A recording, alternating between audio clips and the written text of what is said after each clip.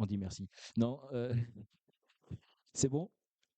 Bonsoir et bienvenue. Bonsoir à toutes et à tous. Bienvenue dans cet amphithéâtre à BTP-Rhône, à la Fédération, pour cette dernière édition des 5 à 7 de l'éco-construction.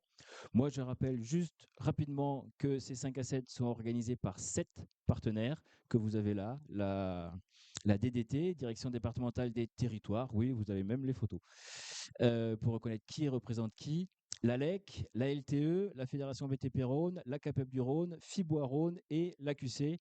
Donc, c'est un partenariat qui dure depuis 15 ans. On n'en est pas peu fiers parce que c'est une opération du coup de synergie territoriale qui fonctionne depuis longtemps et qu'on continue à faire fonctionner pour pouvoir organiser des conférences ciblées sur une thématique et inviter chacun nos ressortissants, nos adhérents ou notre public.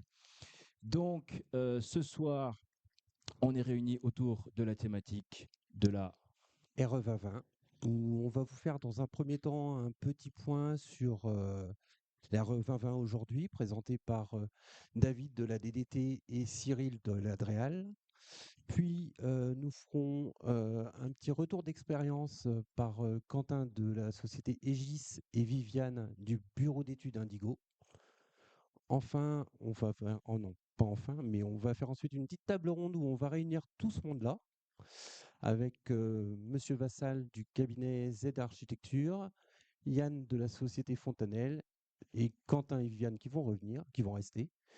Et enfin, on aura un petit point sur la RE2020 demain. Quelle perspective d'avenir par David, toujours de la DDT, et Cyril. Voilà. Et on les invite à monter, nous rejoindre pour qu'ils prennent le micro. bonne soirée à tous. Bonne soirée à vous.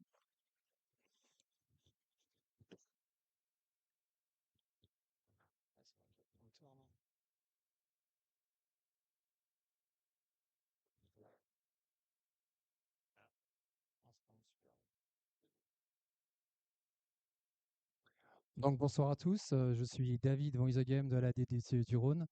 Une première partie de ces 5 à 7, on va rappeler un peu le contexte de la RE 2020. Ensuite, on va vous parler des indicateurs réglementaires pour faire un peu un rappel pour tous ou peut-être une découverte pour certains. Et enfin, un petit point sur les attestations, parce qu'on avait senti que c'était peut-être une petite demande de votre part pour savoir comment ces attestations étaient utilisées et comment elles nous servaient.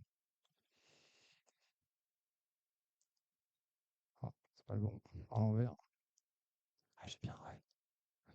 Quelques éléments de contexte. Donc, il faut savoir que le secteur du bâtiment représente 19% des gaz à effet de serre, d'émissions des gaz à effet de serre au niveau national, et ça correspond aussi à 43% de la consommation énergétique nationale. Donc, la France s'est engagée dans la lutte contre le réchauffement climatique et a pour objectif la neutralité carbone à l'horizon 2050. Pour ça, le secteur du bâtiment est une filière intéressante pour atteindre cette neutralité carbone en 2050. Donc la RE20, en fait, elle découle doucement de la loi de transition énergétique pour la croissance verte de 2015 et de la loi Elan de 2018, qui fixe en fait des objectifs que la RE2020 poursuit. Donc c'est poursuivre l'amélioration de la performance énergétique et la baisse des consommations des bâtiments neufs, déjà enclenché avec l'RT 2012. Ensuite, diminuer l'impact sur les bâtiments, l'impact carbone sur le climat des bâtiments neufs. Donc ça, c'est une nouveauté RE 2020. Et ensuite, garantir aux habitants un confort d'été qui était déjà aussi présent dans l'RT 2012. Peut-être juste dire que aujourd'hui, dans le cadre de cette table ronde, on va présenter la RE 2020, mais on va surtout insister sur le deuxième point, diminuer l'impact sur le climat des bâtiments neufs, qui est un peu la vraie nouveauté de la RE 2020. Ensuite, quelques notions sur l'application de la RE 2020. Donc, elle a été mise, entrée en vigueur le 1er janvier 2022 pour les constructions, tout ce qui était habitation. Ensuite, il y a eu les bureaux, l'enseignement primaire ou secondaire. En 2023, on a vu toujours des choses arriver, mais de manière assez ponctuelle. Ça concerne les constructions, les extensions des habitations, des bureaux et de l'enseignement. Ensuite, ça concernait aussi les habitations légères de loisirs, soumises ou non à autorisation, permis de construire ou déclaration préalable. À savoir que ces constructions, extensions, habitations temporaires ne relèvent pas entièrement de l'RE20. Il y a application d'exigences alternatives qui sont fixées donc par l'arrêté du 4 août 2021 relatif aux performances énergétiques et environnementales. Donc, on voulait vous faire un petit rappel sur les indicateurs réglementaires de la RE 2020, en nombre de 6. Donc, le premier indicateur, c'est le BBio, c'est le besoin bioclimatique. En fait, c'est une évaluation du besoin de la construction en chauffage, en refroidissement et en éclairage. À savoir que la RE 2020 prend systématiquement en compte le besoin en froid, même s'il n'est pas prévu de climatisation dans la construction. Donc, en fait, ce BBio dépend de l'enveloppe du bâtiment, c'est-à-dire son isolation, le plancher haut, le plancher bas, enfin les toitures, les planchers, l'isolation des murs, mais aussi l'orientation du bâtiment par rapport au soleil, la qualité des menuiseries, tout ça en fait est modélisé et donne des points. Et donc l'arrêté de 2021 donne des points maximales à atteindre, enfin, surtout à ne pas dépasser pour que ce soit cohérent avec la RE 2020. À savoir que le BBio est modulé en fonction de la zone géographique, c'est-à-dire effectivement une construction à Lille et à Marseille n'aura pas forcément de BBio parce qu'on n'a pas du tout les mêmes ensoleillements. Elle sera aussi modulée en fonction de la surface des combles aménagés et chauffés. Là, c'est quelque chose qui découle un peu de la RT 2012 parce on est passé d'une surface RT, enfin réglementation thermique, et là on prend la surface habitable. Donc tout ce qui est en dessous des 1,80 m était échappé en fait à l'RE 2020, donc on rattrape avec cette modulation. C'est modulé aussi avec la surface moyenne de logement, c'est pour établir une cohérence entre les grands logements et les petits logements. La surface totale du bâtiment, donc ça c'est plutôt pour les logements collectifs. Et en fait, l'exposition de bruit, c'est simplement pour l'ouverture des baies, pour la ventilation et aussi pour tout ce qui est chauffage. Deux indicateurs RE 2020, donc la consommation d'énergie primaire et le CEP, et la consommation d'énergie primaire non renouvelable, le CEP-NR. Donc en fait, ces deux indicateurs mesurent la consommation énergétique pour les 5 usages RT 2012 déjà. Donc c'était le chauffage, le refroidissement, l'eau chaude sanitaire, la ventilation, l'éclairage, et puis c'est bon, j'en ai 5. Et la RE 20 ajoute trois nouveaux postes de consommation, tout ce qui est ascenseur ou escalator pour le tertiaire, le parking, c'est-à-dire les éclairages et les ventilations des parkings, et en fait tout ce qui est zone de circulation collective qui échappait aussi à l'RT 2012. Donc deux indicateurs de consommation énergétique primaire. Le CEP en fait ne comptabilise toutes les énergies importées sur la parcelle, mais ne comptabilise pas les énergies renouvelables. C'est-à-dire si vous faites du photovoltaïque sur votre parcelle, ça va diminuer le CEP. La consommation énergique primaire non renouvelable, elle va compter que les énergies non renouvelables. Donc on voit le petit schéma à droite pour vous. On va comptabiliser tout ce qui rentre électricité du réseau, les produits pétroliers et en fait une partie du réseau urbain qui ne relève sans doute pas de biomasse ou d'énergie renouvelable. Et donc en fait, l'objectif un peu caché, c'est de passer sur des énergies renouvelables en fait, pour baisser votre CEP des énergies non renouvelables. Donc on voit bien les différences de limites entre les CEP non renouvelables et max moyen. Enfin, CEP et max moyen. Donc, en fait, plus vous ferez du renouvelable, plus vous respecterez le CEP-NR, quoi. Donc, pareil, hein, c'est modulé par le mécanisme de la RE 2020 en fonction de la localisation géographique, en fonction de la surface des combles aménagés, la surface des moyens des logements et la surface totale du bâtiment. Pareil, les catégories de contraintes extérieures, c'est ce qui correspondait au bâtiment CE1 et CE2 de la RT 2012. Peut-être juste un rappel pour dire que c'est une modélisation avec des scénarios conventionnels d'occupation et c'est en aucun cas une prévision de ce que le bâtiment va consommer. Donc un ordre de grandeur, mais selon le climat qu'il va faire, ses propres usages, et ben on pourra. C'est un peu comme le chiffre CO2 d'une voiture, quoi. 200 grammes par kilomètre, bah, selon qu'on est en montagne, en descente. Voilà. Donc là, c'est vraiment une modélisation. Et ça permet de comparer surtout les bâtiments entre eux et pour une même conception et à une même localisation, avoir des chiffres comparables.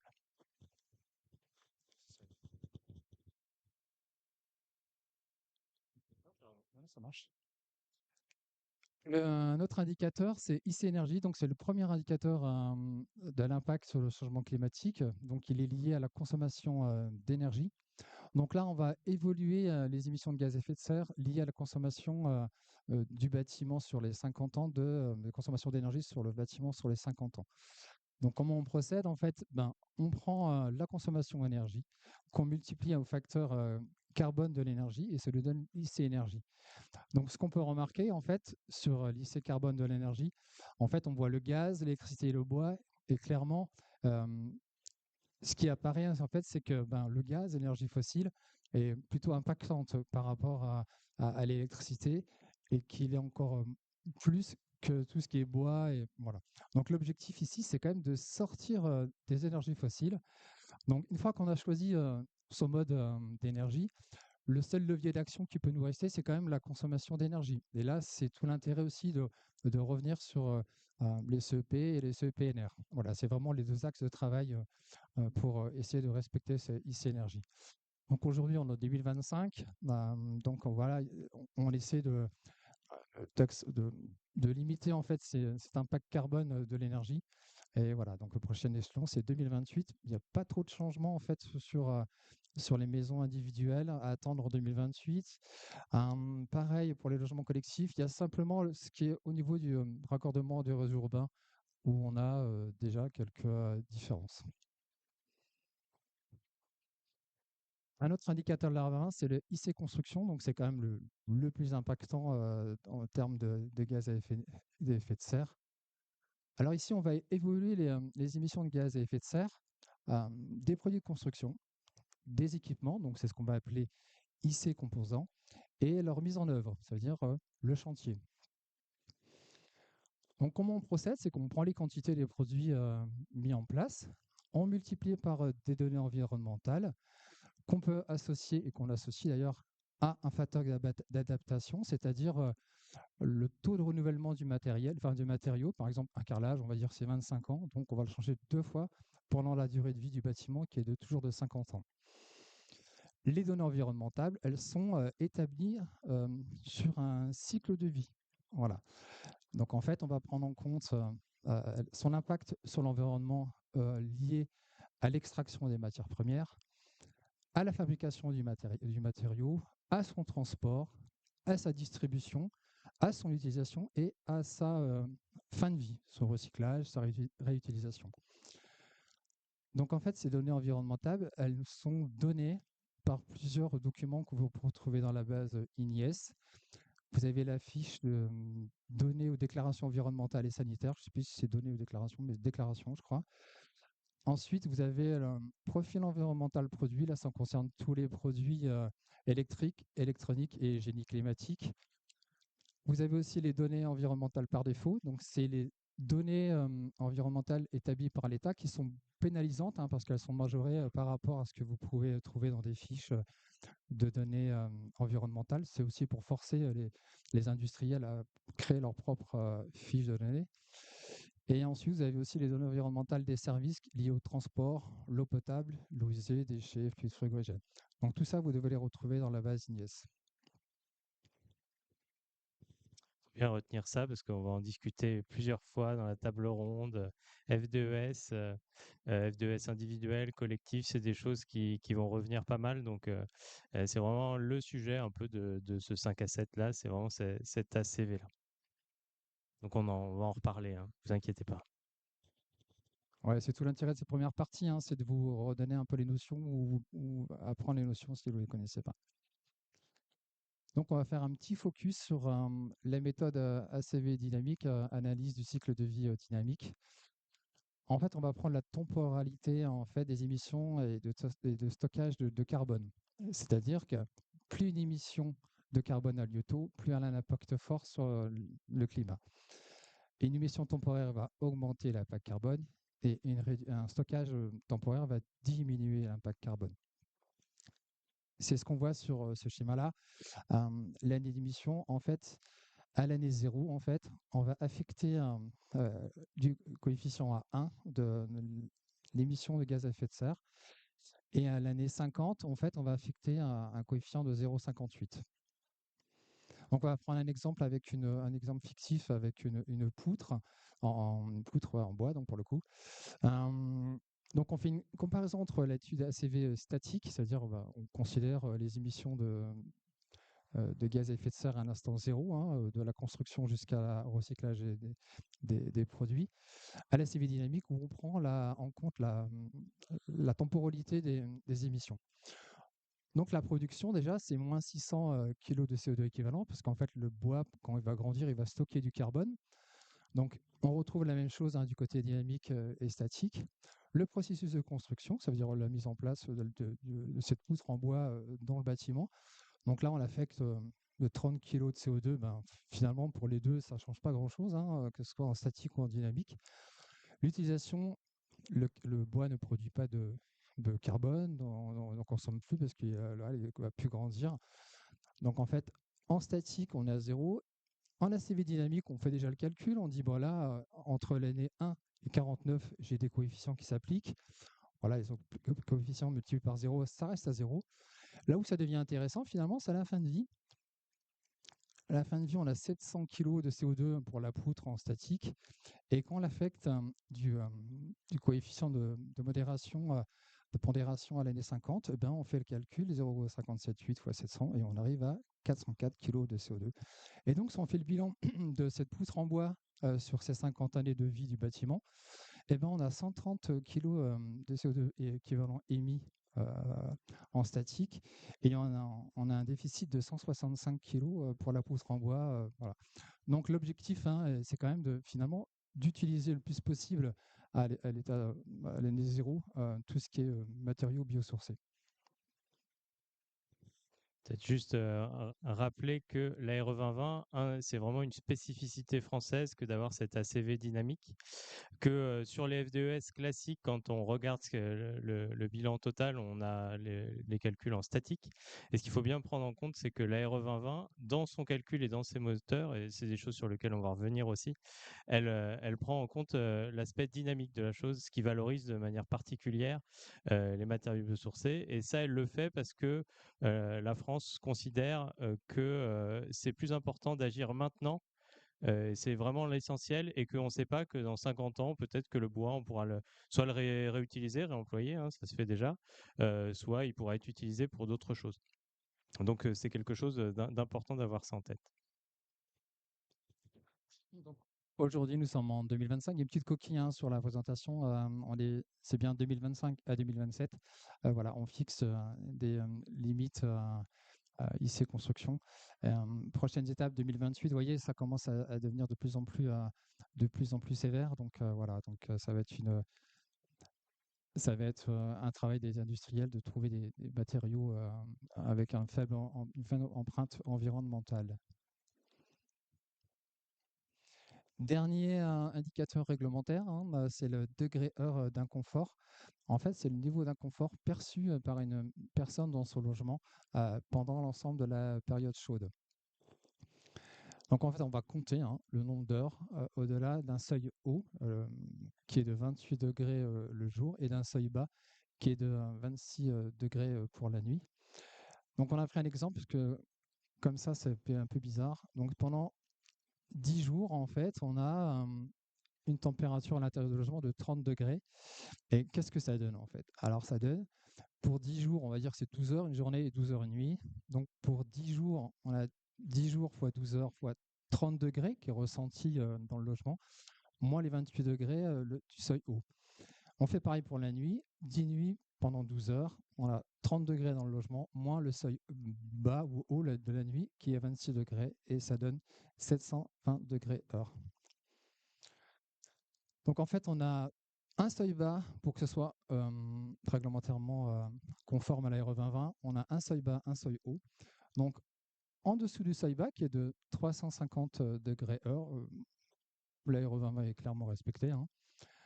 Entre le seuil bas et le seuil haut, donc de 350 et le seuil haut qui est fixé en fonction de chaque catégorie de bâtiments, maisons individuelles, logements collectifs, bureaux, enseignement primaire ou secondaire.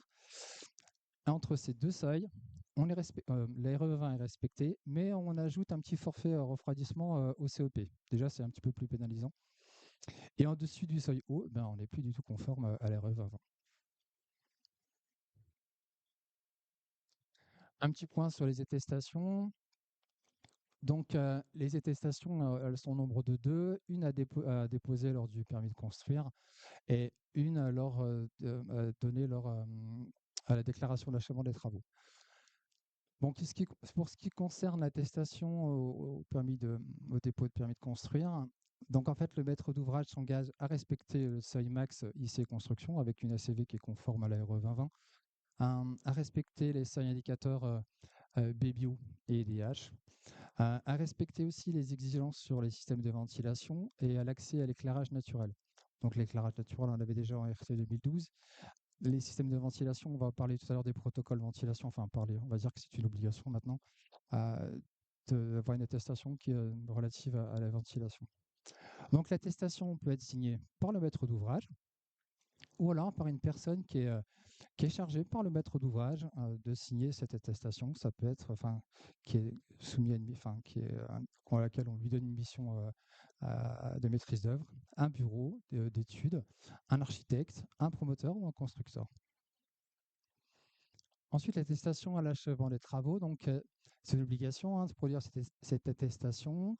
Donc, elle est établie pour le maître d'ouvrage par une des professions suivantes, donc un architecte, un contrôleur technique, un diagnostiqueur DPE, ça concerne plutôt les maisons individuelles, un organisme de certification, donc c'est ceux qui délivrent en fait les labels haute performance énergétique, et enfin un bureau d'études agréé pour le ministère en charge de la construction.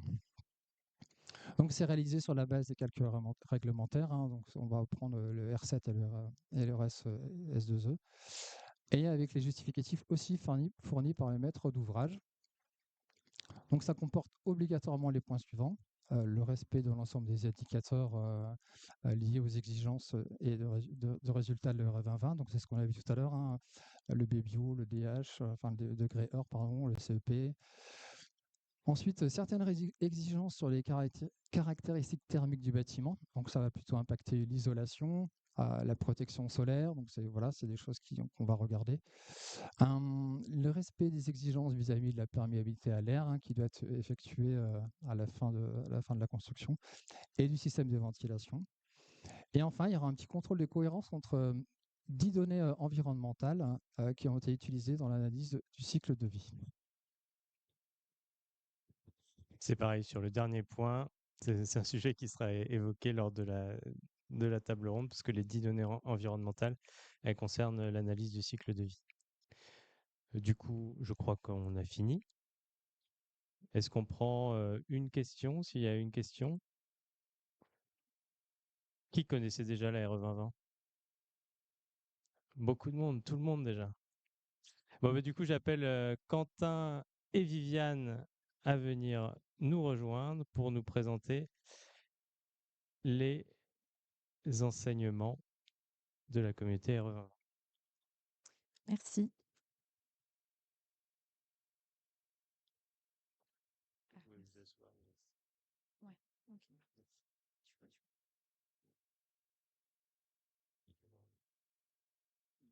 Pas de souci. Bonjour à tous. Donc en effet, Viviane et Quentin, donc moi je travaille pour le bureau d'études Aegis, Viviane pour Indigo. Et donc, on va vous faire une présentation sur des enseignements qui ont été tirés par la communauté Ville et Aménagement Durable, donc un réseau professionnel qui regroupe différents acteurs qui travaillent sur le sujet de la RE20 notamment. Donc, un petit mot sur Ville et Aménagement Durable. Donc, un réseau professionnel régional sur la région Rhône-Alpes qui regroupe donc des acteurs de différentes typologies. Donc, on a plus de 50% des adhérents qui sont bureaux d'études, architectes, urbanistes, paysagistes, programmistes. D'autres acteurs également qui font partie de ce réseau-là, de plus en plus de maîtres d'ouvrage notamment. Donc les groupes de travail qui sont réalisés sont de différentes natures, vont traiter des sujets comme la santé, le réemploi, la biodiversité, le confort d'été, et donc l'ARE 2020. C'est dans ce groupe de travail, donc avec Viviane, on travaille sur la maîtrise de l'ARE 2020, aller vers plus de performance carbone notamment, etc. Donc en termes de dynamisme, 42 événements, c'est pas loin d'un événement par semaine pour Ville et Aménagement Durable. Donc voilà, un réseau qui vit bien.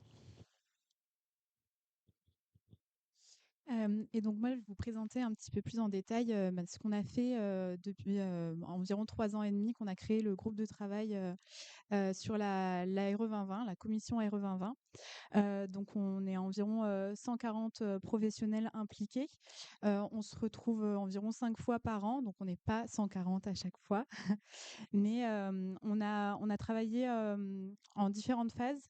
La première phase, ça a été de partager un petit peu nos premiers retours d'expérience sur les projets, et on a établi un grand tableau de données avec tous les résultats, tous les indicateurs de nos projets dont on avait des données qui étaient fiabilisées et sur lesquelles du coup on pouvait s'appuyer pour établir des statistiques.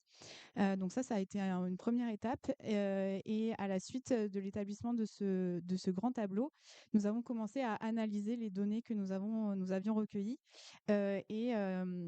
donc on a travaillé par groupe, par typologie et on a pu sortir des enseignements. Et depuis le début de cette année environ, on a commencé à communiquer sur ces enseignements. Donc on a fait un premier webinaire en février. Vous avez tous les éléments disponibles sur le site de VAD.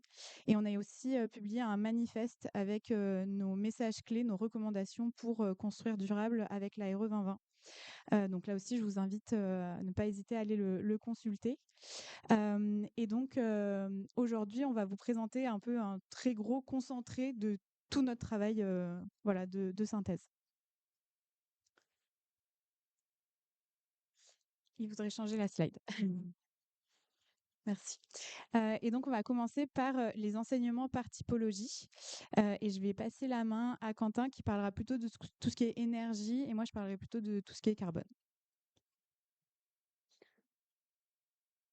Donc c'est la partie sur les enseignements par typologie. Donc on va commencer par les logements collectifs. Donc vous le savez, la RE 2020 est applicable depuis 2022 sur les logements, donc individuels, logements collectifs, les bureaux et les bâtiments d'enseignement. Donc là, on commence sur la partie logement collectif et on va vous présenter finalement les leviers indispensables pour être conforme réglementairement sur cette partie énergie dans un premier temps.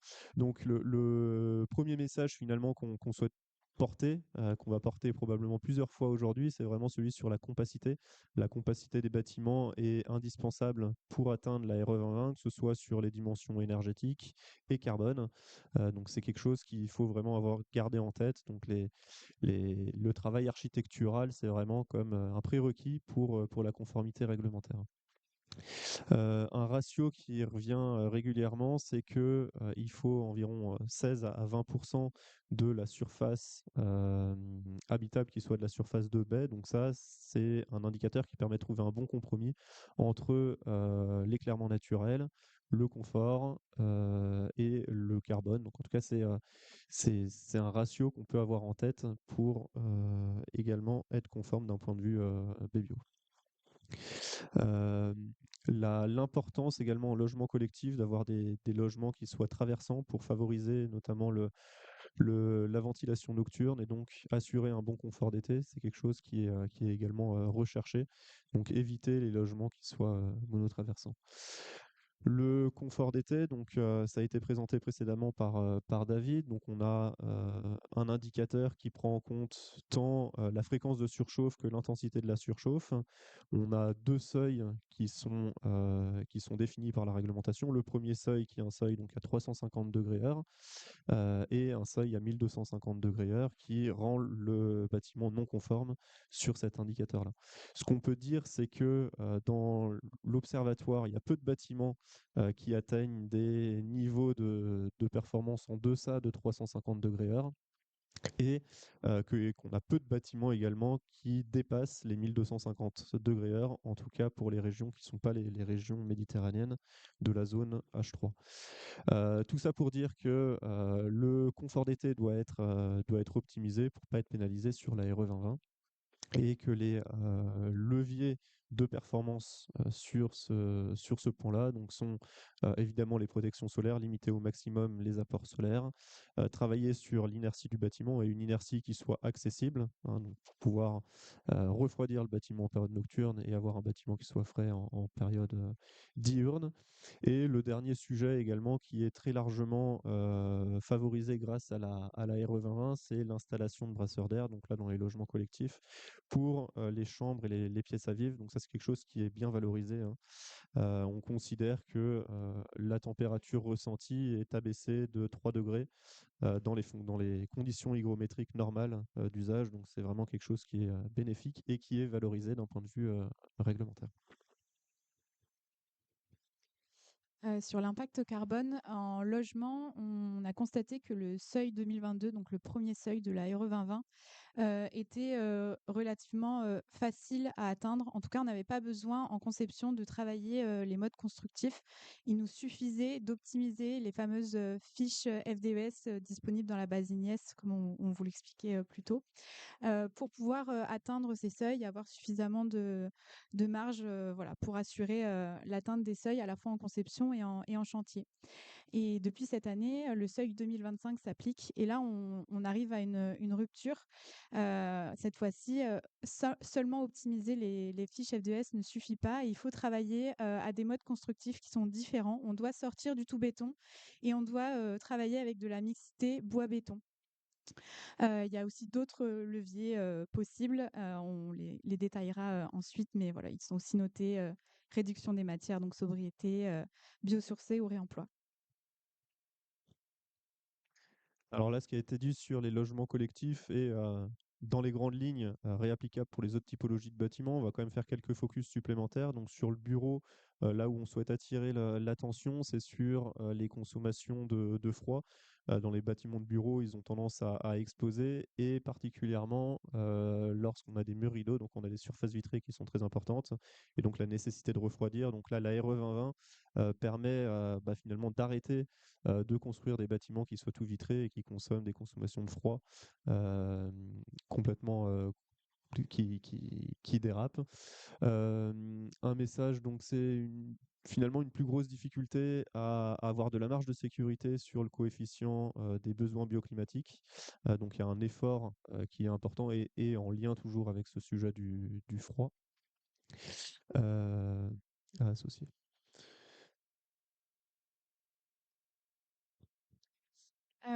Pour les bureaux et au niveau de l'impact carbone, on a les mêmes conclusions hein, que sur les logements. On a une rupture au niveau du seuil 2025. Mais ce qu'on constate en plus, c'est que on a les lots techniques qui représentent une forte proportion de l'impact carbone, entre 35 et 50%. Il y a beaucoup de gisements d'économie carbone qui sont mobilisables sur ces lots-là et où actuellement on a des difficultés en conception à les optimiser parce qu'on manque de données environnementales sur la base INIES pour optimiser ces calculs. Et là, je voulais préciser que pourquoi est-ce qu'on n'arrive pas à optimiser les lots techniques? C'est parce que avant la RE 2020, il y avait l'expérimentation E+C- et où le focus carbone était mené que sur les corps d'état architecturaux. Donc en fait, les industriels ont déjà été incités au niveau des corps d'état architecturaux à fournir des FDES. Et donc, il y a eu une avance sur la base de données par rapport à ces produits-là. Et aujourd'hui, on est en manque de données de composants relatifs aux lots techniques. Et donc, on a besoin que les industriels se mettent en route pour fournir plus de données pour qu'on puisse optimiser nos calculs. La dernière typologie présentée, donc les bâtiments d'enseignement, deux messages à transmettre ici. Donc le premier sur l'éclairage. Donc l'éclairage doit être travaillé en conception. La logique, c'est de travailler d'abord sur l'éclairement naturel, donc optimiser l'éclairement, avoir une autonomie lumineuse qui soit la plus élevée possible, et ensuite travailler sur l'éclairage artificiel lorsque l'éclairement naturel n'est pas suffisant. Sur les bâtiments d'enseignement, il y a également un sujet, c'est la part prépondérante des auxiliaires de ventilation. Donc, en logement neuf, on retrouve de la double flux, forcément des auxiliaires de ventilation qui sont plus importantes, notamment en perspective par rapport aux consommations de chauffage, notamment qui sont très largement abaissées. Donc voilà, un sujet sur les auxiliaires de ventilation qu'on a moins, en tout cas en logement collectif.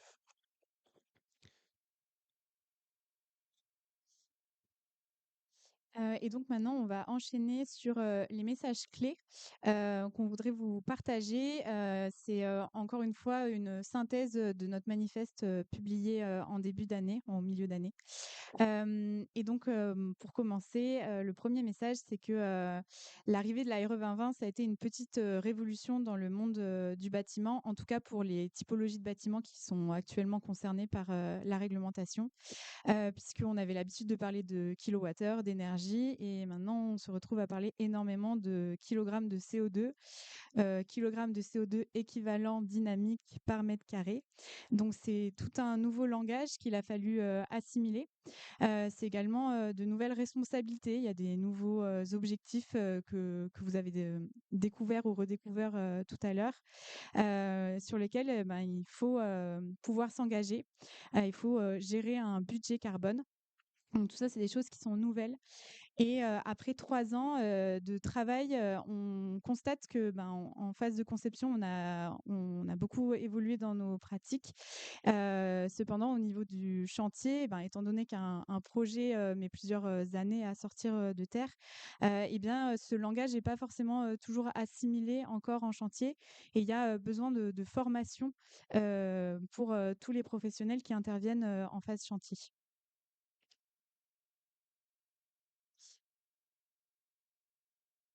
Donc les enseignements, ici on vous en présente 3. En réalité, il y aura 2-3 bonus. Donc le premier sur les enseignements, donc on l'a déjà dit, pas de surprise, c'est vraiment l'enveloppe. On préfère le rappeler plusieurs fois. L'enveloppe et la compacité sont vraiment indispensables pour un projet RE 2020 compatible. Le sujet de la structure et donc des matériaux, on l'a également très largement adressé. Donc il y a des optimisations à plusieurs niveaux, hein, que ce soit architectural, méthodologique ou dans le choix des matériaux, évidemment. Et le sujet des systèmes, Viviane en a parlé précédemment. Aujourd'hui, c'était un petit peu le parent pauvre quand on faisait des ACV, on mettait les systèmes dans les lots forfaitaires. On travaillait sur le gros œuvre, le second œuvre, et pour autant, c'est un poids carbone non négligeable du bilan carbone. Donc il faut, c'est la prochaine étape, en tout cas c'est de mieux adresser ces lots techniques. Une redite donc sur la compacité avec le ratio qui est affiché ici, donc 16% que j'ai abordé tout à l'heure, pour trouver un optimum sur les différents objectifs de performance, hein, qu'on l'a dit, que ce soit financier, que ce soit carbone, que ce soit confort visuel ou confort d'été. C'est quelque chose qui revient régulièrement. Ici, dans cette coupe bioclimatique, on voit différents éléments, donc les protections solaires, de la ventilation naturelle, donc au niveau de la cage d'escalier, prise en compte forcément de la course du soleil. Donc voilà, des basiques de la conception qui sont toujours valables quand on parle de carbone. Là aussi, c'est une redite, mais c'est un message qui est vraiment très important. C'est devenu crucial à partir de cette année, seuil 2025, et d'autant plus en 2028. Construire en tout béton n'est plus possible. C'est en France, si on veut être réglementaire, c'est plus possible. Et donc, on est obligé de travailler avec une mixité bois-béton, réfléchir à alléger les façades et garder le béton uniquement là où il est vraiment pertinent et où il a sa plus-value.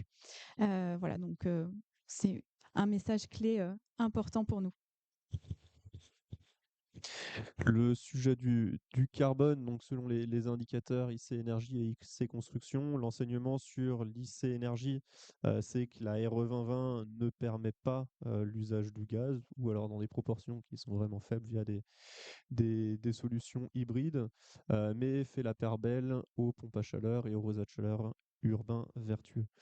Sur ces deux indicateurs, on ne l'a pas dit depuis le début de la présentation, mais c'est sur ces deux indicateurs que les seuils sont évolutifs. Les seuils 2025, 2028, 2031 ne sont pas évolutifs sur les autres indicateurs, mais c'est vraiment sur ces deux-là que progressivement, il faut que la profession progresse et de manière non brutale. Donc c'est tout l'intérêt de ces seuils-là. Le lycée construction, donc au travers des équipements, on le voit sur ce graphique. Donc les postes sur le bas de l'histogramme sont les lots forfaitaires liés aux équipements. Et donc, on voit que sur le budget total alloué pour la construction d'un bâtiment, ces lots techniques représentent une part importante, d'où la nécessité de pouvoir les adresser directement et non plus via des lots forfaitaires.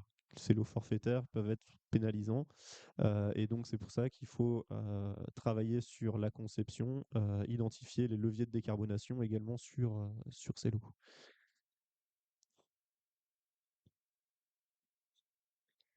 Un autre message clé, c'est que la donnée environnementale, bon, on a déjà un petit peu introduit le message clé, est un peu le nerf de la guerre carbone. Donc, dans certains projets, le critère carbone, les données environnementales deviennent aussi importantes que le prix, voire parfois plus importantes. Des fois, c'est dimensionnant. Il faut absolument optimiser un projet qui ne passe pas. Et dans ce cas-là, on fait des compromis sur le prix. Là-dessus, j'en profite aussi pour mentionner le fait qu'avec les évolutions de seuil, on a aussi un changement dans la manière dont les données environnementales sont prises en compte dans le calcul. Donc en 2022, on avait un bonus qui était attribué si on utilisait des données environnementales parce qu'on considérait que la base INIES n'était pas suffisamment fournie et donc on ne pouvait pas pénaliser un produit si des composants n'existaient juste pas en termes de modélisation. Et à partir de 2025, ce bonus n'existe plus, il n'y a plus de bonus. Et donc, cela nous pousse à utiliser donc, des données, ce qu'on appelle individuelles, FDES individuelles ou FDES collectives. Donc, les FDES individuelles, elles correspondent à un matériau bien particulier, un produit particulier fait par une seule marque. Et une FDES collective, là, ça va être un rassemblement de différents produits. Donc voilà, on a plus de choix sur une FDES collective alors qu'une FDES individuelle concerne vraiment uniquement un seul produit. Et en 2028, on aura carrément un malus à l'utilisation de données environnementales par défaut. Donc cela pousse vraiment à utiliser des données très précises de fabricants qu'il faut également dont on a besoin dans les bases de données aussi. Voilà, donc tout le monde est impliqué dans le carbone.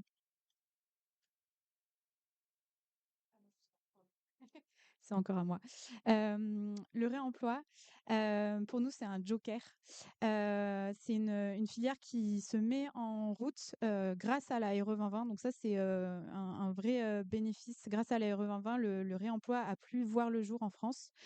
Donc c'est un une solution qui nous permet de réduire jusqu'à 7%, enfin de faire de 7% de gains sur le IC construction. Donc c'est non négligeable et au fur et à mesure que la filière se structure, on arrive à identifier certains matériaux qui sont plus faciles à réemployer que d'autres. Je pense par exemple aux moquettes ou aux éléments de sanitaire qui maintenant sont de plus en plus réemployés. La filière est structurée. Et donc, les différents défis opérationnels qui peuvent faire peur, donc la logistique, gérer l'approvisionnement, le stockage en chantier, les difficultés d'assurabilité qui sont un gros frein puisqu'on ne peut pas toujours assurer des matériaux réemployés, et le fait que en chantier, les compagnons ne soient pas forcément formés à la pose de matériaux hétérogènes puisqu'ils ont été réemployés. Tous ces éléments-là, au fur et à mesure que les mois passent et que nous gagnons en expérience sur ce sujet-là, tout cela devient plus facile. Donc, pour nous, c'est aussi un vrai sujet, et, quelque chose à avoir en tête, à mettre en place dans les projets à venir. Donc forcément, on est concentré sur le sujet carbone, mais on ne perd pas de vue qu'il n'y a pas que l'atténuation au changement climatique. Tant qu'on fait un projet, il y a d'autres contraintes, ou en tout cas d'autres entrants à prendre en compte que décarboner. Donc il y a le sujet de la sécurité incendie. Quand on veut faire bas carbone, on a recours davantage à du biosourcé. Et la réglementation incendie, les doctrines incendie sont globalement assez peu favorables aux biosourcés, ou en tout cas, il y a des points de vigilance à avoir, et notamment l'incitation ou l'obligation d'encapsuler les biosourcés à certains endroits pour éviter les propagations de feu. Donc, c'est un premier sujet. Il y en a d'autres. Il y a l'acoustique. Travailler avec du béton, ça permet d'isoler le bâtiment d'un point de vue acoustique assez naturellement, alors qu'avec des solutions type plancher bois, il y a la nécessité de mettre en place des chapes ou des faux plafonds pour atteindre les seuils acoustiques requis. Le dernier sujet ici qui a été remonté donc, dans le cadre de VAD, c'est potentiellement des dégradations également sur le confort d'été en chantier, avec des modifications sur les protections solaires qui avaient été initialement prévues, ou un accès à l'inertie qui est rendu difficile par des doublages techniques. C'est pas sur tous les chantiers qu'on a cette dégradation qui peut avoir lieu, mais en tout cas, ça peut arriver. Et de manière plus générale, voilà, le message, c'est de se dire, on fait de la conception. Il y a un objectif carbone qu'on n'avait pas il y a 10 ans. Aujourd'hui, on l'a. Et on a tous les autres aspects de la performance ou réglementaires qu'il faut également traiter. Et donc, c'est pour ça qu'il faut rentrer dans une démarche globale, systémique, sur la manière d'adresser les projets et la performance.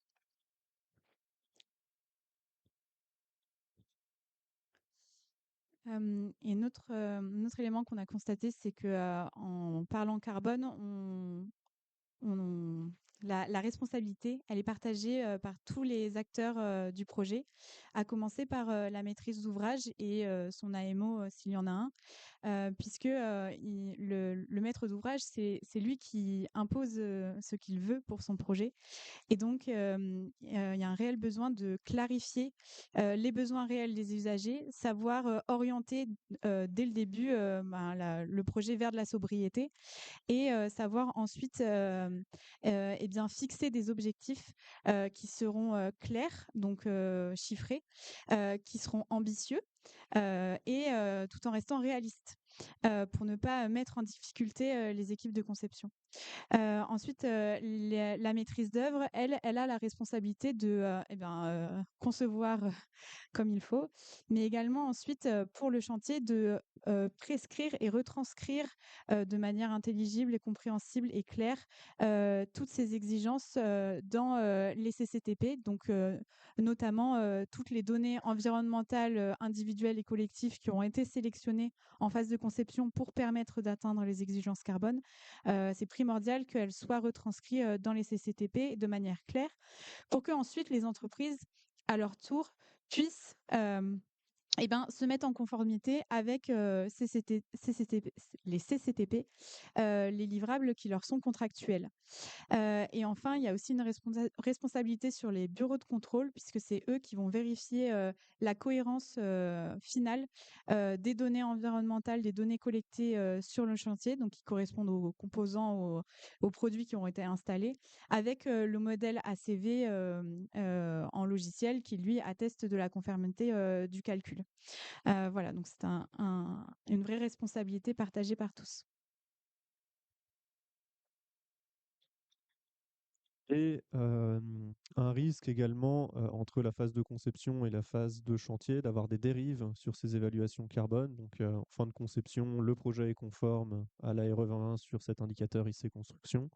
Et lors du chantier, il y a des dérives qui peuvent être de plusieurs natures, des variantes qui sont proposées par les entreprises qui du coup dégradent la performance carbone, des ajustements de quantitatifs par rapport à des chutes qui n'étaient pas prévues ou en tout cas des quantités de matériaux plus importantes et également une difficulté à tracer, à mettre à jour le calcul par des informations qui ne remontent pas des entreprises vers le responsable du calcul carbone. Donc, une vue d'ensemble de ce qui a été constaté donc, par Ville et Aménagement Durable.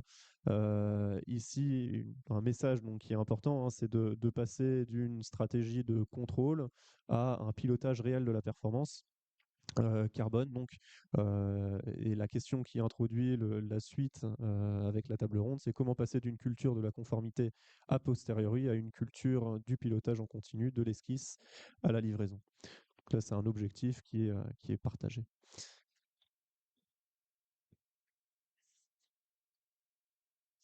Donc vous avez ici le QR code qui permet de consulter le manifeste réalisé par la communauté RE 2020. On pourra le réafficher ensuite si vous voulez. Et voilà, c'est terminé pour la présentation. On va pouvoir passer à la table ronde et je remercie tout le monde, et notamment Yannick qui est en haut de la salle, qui nous a aidé à préparer les slides. Donc il a travaillé dans l'ombre.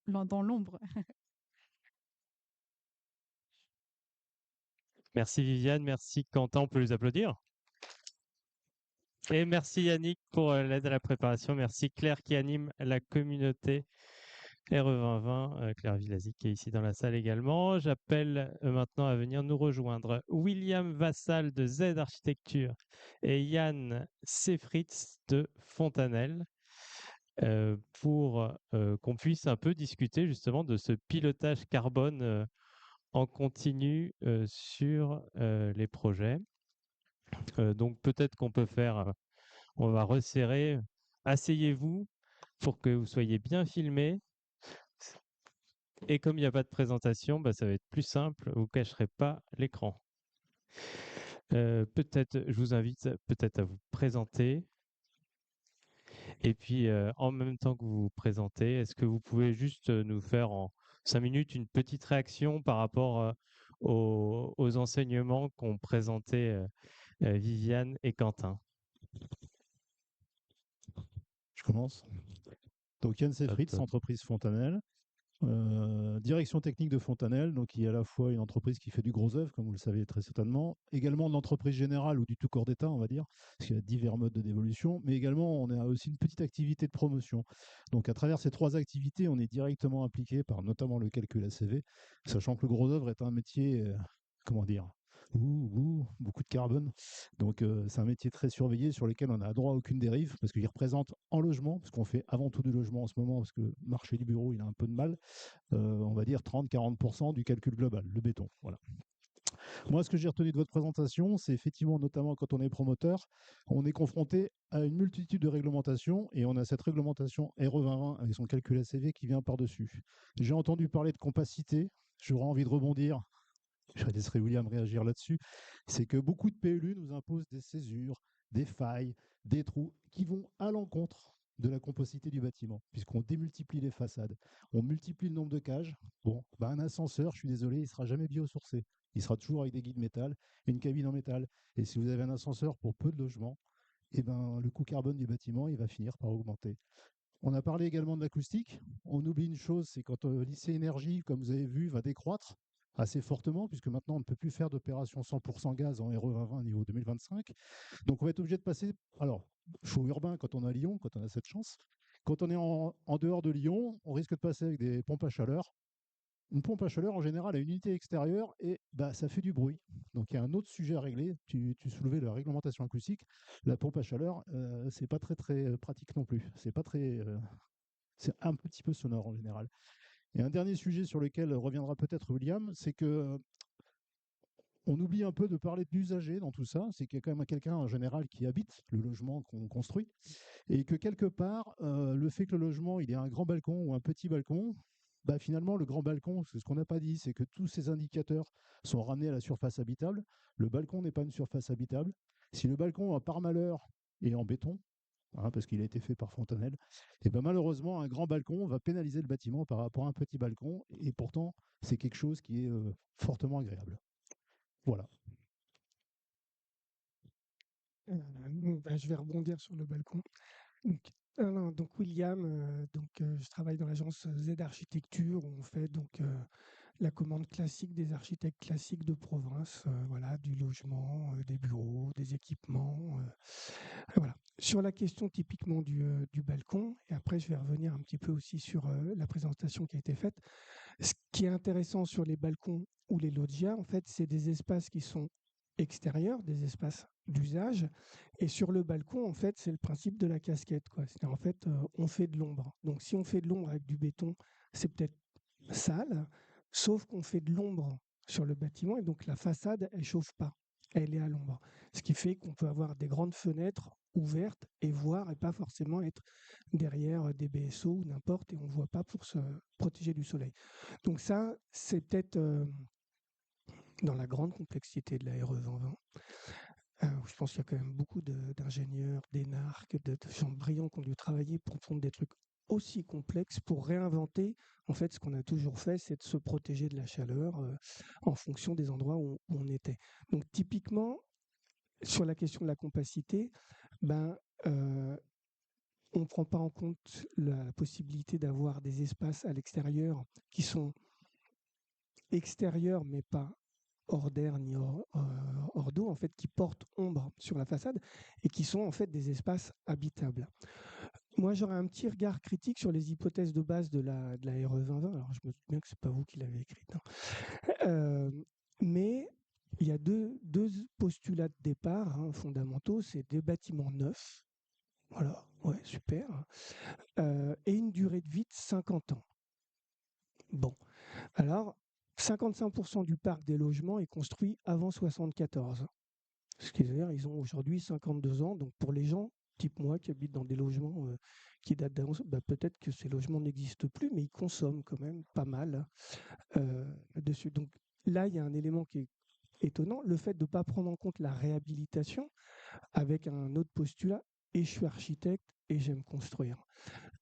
Ceci dit, je pense que les générations à venir, je suis également enseignant à l'école d'architecture de Lyon, en fait, je pense qu'on va construire de moins en moins, ou qu'on doit construire de moins en moins.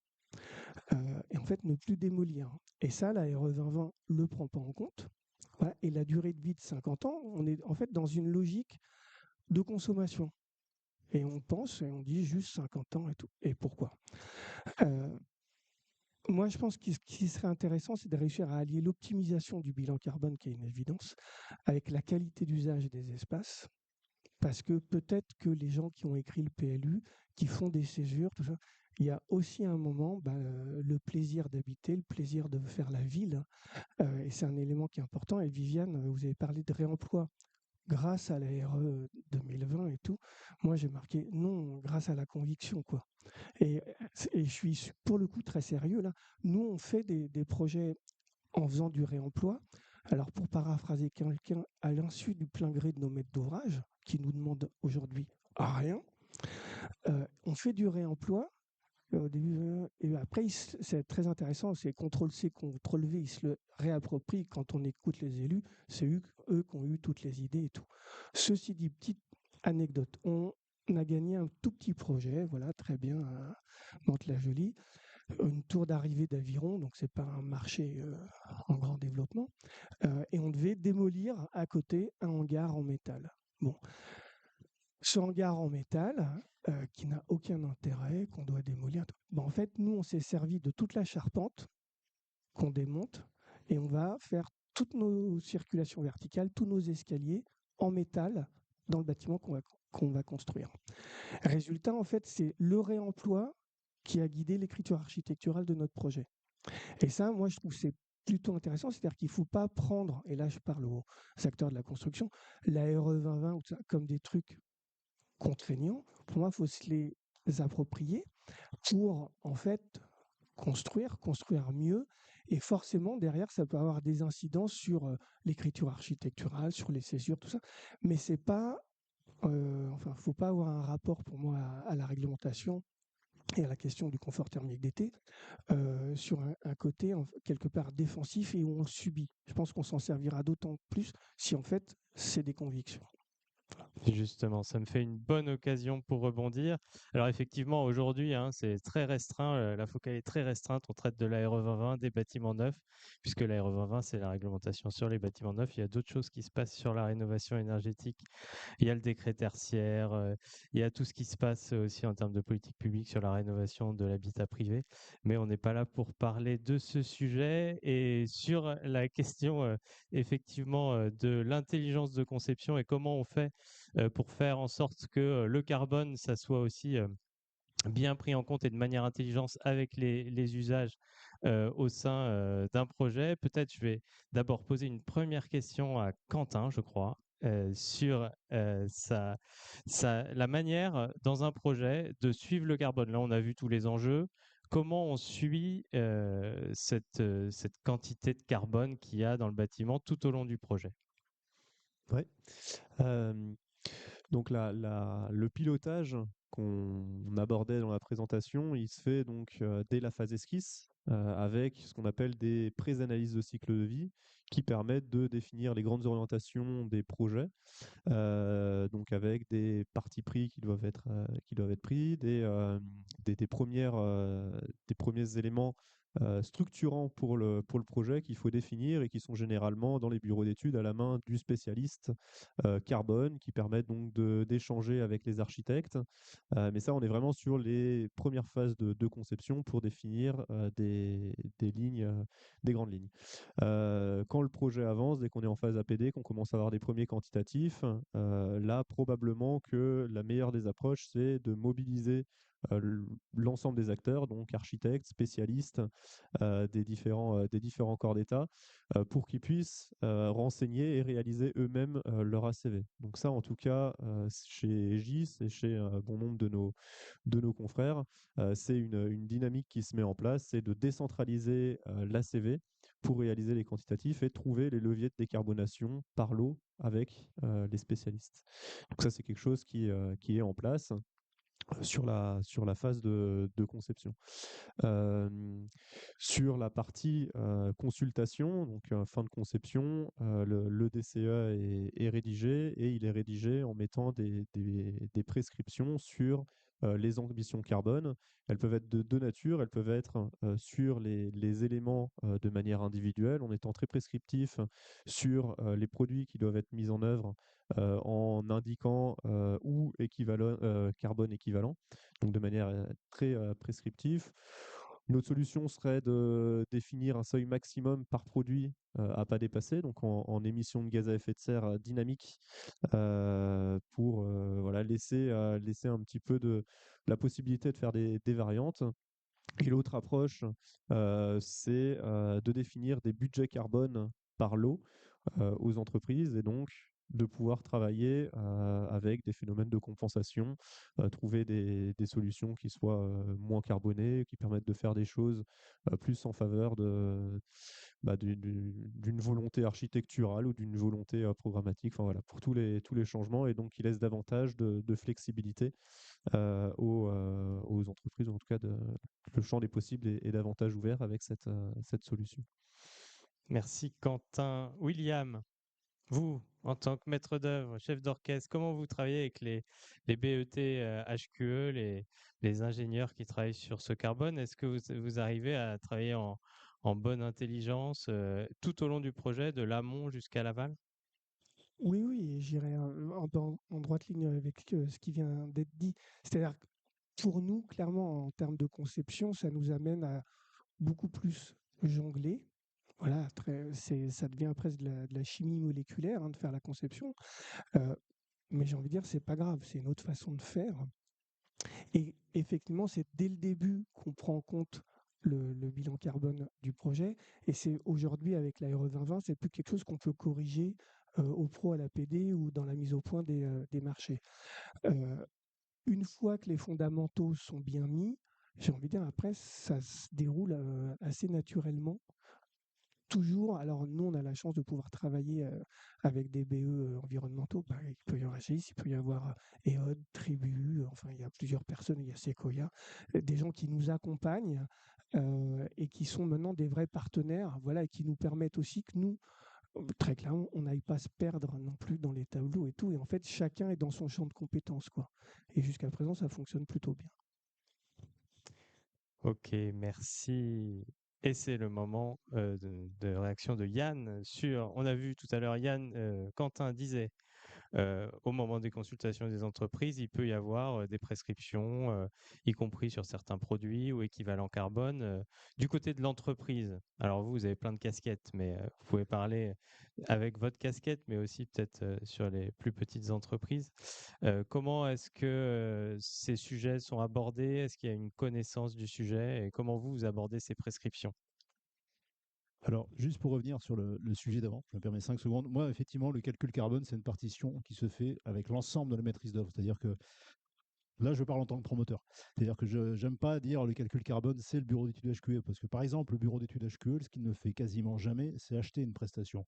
C'est l'économiste ou le bureau d'études fluides qui va être en contact avec les entreprises comme moi, quand je suis entreprise, et qui vont lui remonter les informations de l'avantage ou l'inconvénient de tel produit que le bureau d'études HQE a proposé. Donc c'est hyper important que ce soit l'équipe entière et l'architecte qui propose des choses. Le bureau d'études HQE qui, bien sûr, amène ses produits nouveaux. L'économiste, il aura le réflexe d'aller voir s'il y a un avis technique qui existe, parce qu'il faut quand même qu'on puisse assurer le bâtiment. Enfin voilà, donc c'est vraiment une partition qui se joue, c'est un orchestre. Voilà, je tiens à le répéter. Après, en tant qu'entreprise, alors dans toutes les facettes de Fontanelle, de toute façon, on regarde ça de manière très très attentive, puisque c'est réglementaire. On n'a pas encore complètement vécu de contrôle, les fameux contrôles d'attestation finale, donc on ne sait pas trop à quelle sauce on va être mangé, mais on préfère pas le découvrir de manière désagréable. C'est-à-dire qu'on fait donc tout ce qu'il faut pour être conforme. On a la chance, nous, Fontanelle, d'être quand même une entreprise assez conséquente. Donc, accessoirement, je ne fais pas que des études de prix. Voilà, j'ai quand même une mission un peu transverse. Ça me permet de justement travailler un peu sur ces sujets. Mais souvent, quand même, ça m'arrive d'avoir les mains dans le cambouis, comme on dit, et donc de consulter beaucoup d'entreprises, hein, des partenaires sur tous les lots, tout corps d'État. Et on se rend compte que le niveau de maturité est quand même très, très hétérogène. Donc, alors, vous avez eu tout à l'heure une petite présentation. Il faut quand même se rendre compte que les entreprises sont parties de la RT 2012. On leur a rajouté le calcul ACV, qui au début, si on fait un raccourci, ça se base sur les F2S. Mais finalement, on se rend compte que la F2S et la CV dynamique intégrée dans le calcul peut être très différent. C'est l'exemple que vous aviez tout à l'heure sur la poutre qui était à 130 moins 160. Donc on parle quand même pas du tout de la même chose.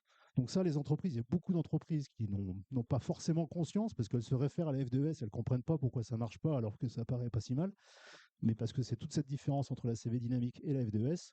Et là, moi, où je commence à lâcher l'affaire, c'est sur ce que disait Viviane, c'est le passage de FDES plus à 1 plus à 2. C'est-à-dire qu'on a quand même, comme disait William, des grands énarques et des grands ingénieurs qui nous ont inventé plein de choses. Mais là, ça fait énormément de changements. Et moi, honnêtement, F2S plus à 1 plus à 2, je ne sais pas quel impact ça a. Donc ça fait énormément de changements. Et je me mets à la place des petites entreprises, notamment quand c'est des consultations en lot séparé. La première chose qu'elles font, elles ne cherchent pas à comprendre. Elles prennent le produit, elles le chiffrent. Si le prescripteur, alors quand je dis prescripteur, je ne parle pas de maîtrise d'œuvre, hein, je parle du fournisseur est passé par là, qu'il a verrouillé le truc, vous vous retrouvez avec un prix qui va être plus cher. Donc on constate quoi? On constate constate une hausse des prix parce qu'on assèche un petit peu la concurrence, parce qu'accessoirement, tout le monde ne s'est pas mis à la F2S. Donc, moi, ce que j'aime beaucoup dans les calculs ACV, c'est qu'ils tournent beaucoup avec des F2S collectives, parce qu'on là, on arrive à ouvrir largement plus la concurrence. Alors que si c'est une F2S Novoceram, pour citer un carrelage, bah, voilà, c'est le carrelage le plus performant en ACV, vous ne pouvez pas en sortir. Une fois que vous êtes dedans, vous ne pouvez pas en sortir. Et après, bah, Novoceram, soit il joue le jeu, mais il sait très bien qu'on n'a pas trop le moyen de le faire plier. Surtout en lot séparé, parce que quand je suis promoteur, oui, bah, c'est pas grave. Il faut que je cite plusieurs marques, c'est ça? Je peux en citer d'autres. Donc voilà, ça induit forcément une hausse des prix parce que beaucoup de nos partenaires, finalement, maintenant, ne se posent plus de questions parce qu'ils ne savent pas où ils mettent les pieds encore et ils ont peur du retour de bâton final. Je tiens aussi à impact sur les pratiques. Donc, il y a toute la pratique, on va dire, de négociation et tout ça. Donc, ça devient un critère. Il faut bien que les gens en aient conscience. Il y a aussi plein d'impacts sur le phasage du chantier. C'est-à-dire que, par exemple, dans mon métier particulier qui est le béton, vous avez maintenant toute une panoplie de ciments. Vous lisez le N206, il y en a plein. Mais il y a des ciments qui permettent, alors qui sont moins carbonés parce que c'est pas que du ciment, enfin pas que du clinker qui est le truc le plus carboné, mais on rajoute par exemple de la pouzzolane qui est une roche, ou on rajoute du laitier qui est un déchet de l'acierie. Mais tout ça, par exemple le laitier, a quand même le désagréable inconvénient de ralentir la prise du béton. Et là, moi j'ai un chantier, c'est du vécu, c'est d'hier matin. C'est simple, hein, le béton qui était prescrit, il s'avère qu'en hiver, quand il fait un peu froid, c'est un peu compliqué de couler un voile le jour J et de le décoffrer le jour J+1. C'est quand même un petit peu pénible. Ça induit forcément un impact. On pourrait citer encore des tas architecturaux. Entre une chape ciment et une chape anhydrite, elle est largement moins carbonée, mais par contre, son temps de séchage, il est bien supérieur. Donc il y a aussi des impacts assez large en phasage de chantier. Et moi, je dirais, ce que j'essaie aussi de faire dans ma pratique de tous les jours, c'est d'essayer d'avoir une vision globale. C'est-à-dire qu'il y a beaucoup de prescripteurs, toujours pareil, de fournisseurs, je dirais, qui viennent me voir en vantant leurs produits qui sont miraculeux, décarbonés et tout ce qu'on veut. Je vais citer une autre marque. On va citer un béton, enfin, allez, on va dire un béton avec ce qui s'appelle du biochar, c'est-à-dire c'est du charbon de bois. Et voilà. Et la question que j'ai posée à ce fournisseur de béton qui est super décarboné, je lui dis, bah, nous, on est quand même de plus en plus embêtés par les organismes, enfin, et à bon escient, enfin, de manière normale, on est de plus en plus embêtés par la CARSAT, l'inspection du travail, notamment quand on ponce des bétons, parce qu'il faut toujours un peu qu'on ponce des bétons, il y a toujours des balèvres à supprimer, tout ça. Et donc, on est embêté avec les émissions de poussière de silice. Certainement que d'autres métiers sont aussi concernés par ce sujet. Et quand j'ai posé la question à ce fournisseur de béton, et là, bah, alors attends, tu rajoutes en plus de la poudre de charbon de bois dans ton béton, quand on va le poncer, ça fait quoi au niveau sanitaire? Ça fait 15 kg du mètre cube en CO2, mais par contre, au niveau sanitaire, pas de réponse. Donc moi, c'est pareil, c'est ce que je vous enjoins à essayer d'avoir une vision un peu globale de n'importe quel produit qu'on vous propose, parce qu'il peut y avoir directement un impact qui vous semble positif, et au niveau global, bah, vous ne savez pas trop où vous mettez les pieds, quoi. Ok, merci Yann. Peut-être une petite question justement sur la phase chantier, tu en parlais, et je vais peut-être poser la question à Viviane sur la phase chantier. On voit que le bureau d'études, la maîtrise d'œuvre intervient en amont, le projet est conçu, les entreprises sont consultées, le chantier arrive avec tous ces aléas, ces problèmes de planning et compagnie. Maintenant, il faut compter le carbone. On a vu qu'il faut qu'on ait une attestation avec les quantitatifs renseignés fois les impacts carbone. Donc, comment on fait concrètement sur le terrain, Viviane? Bah, on s'adapte, la première chose. En tout cas, pour parler de mon expérience chez Indigo, nous, on travaille beaucoup en marché public. Donc, on est souvent dans des formats en conception-réalisation, MPGP, où on a une entreprise générale, en tout cas, qui est de taille assez conséquente et donc, du coup, qui comprend à peu près le langage carbone. Donc, je ne vais pas être dans le cas spécifique où je vais interagir avec des petites entreprises qui découvrent totalement la RE 2020. Et malgré ce contexte-là où on pourrait se dire, bon, bah, c'est quand même des situations où normalement ça devrait rouler, c'est des entreprises qui ont des moyens, etc.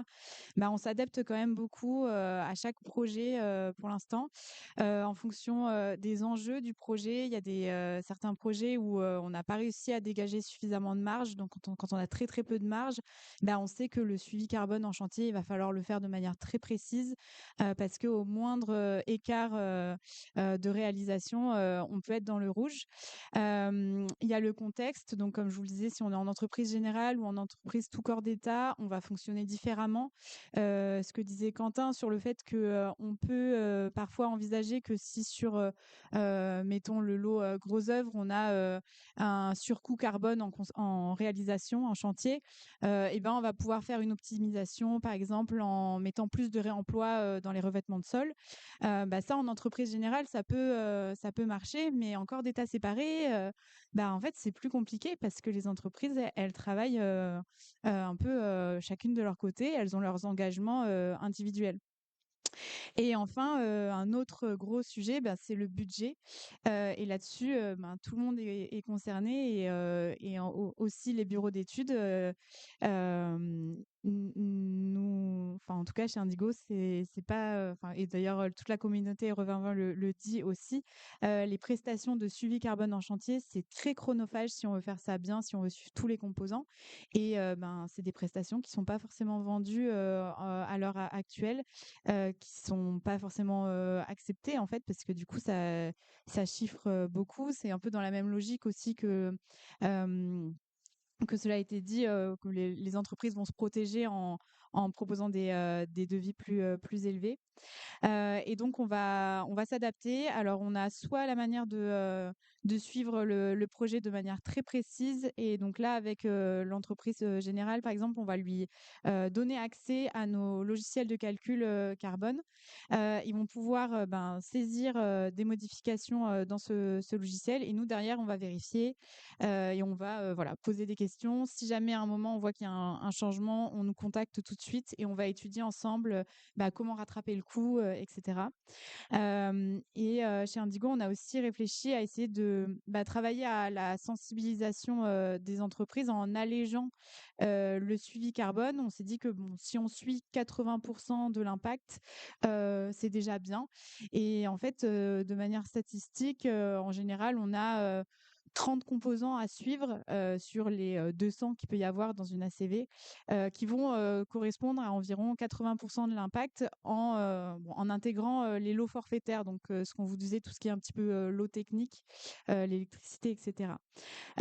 Et donc, sur ce suivi-là, on fournit un fichier Excel aux entreprises qui accompagne vraiment l'entreprise dans la logique du carbone. Et typiquement, dans ce fichier Excel, on a le calcul qui se fait en dynamique et les entreprises y ont directement accès, alors que ce n'est pas le cas dans les FDES. Et c'est vrai que ça, c'est un vrai problème. C'est quelque chose qu'on a fait remonter communauté RE2020 à la base de données INIES. On leur a demandé, est-ce que c'est possible d'afficher les données carbone en dynamique pour aider les entreprises.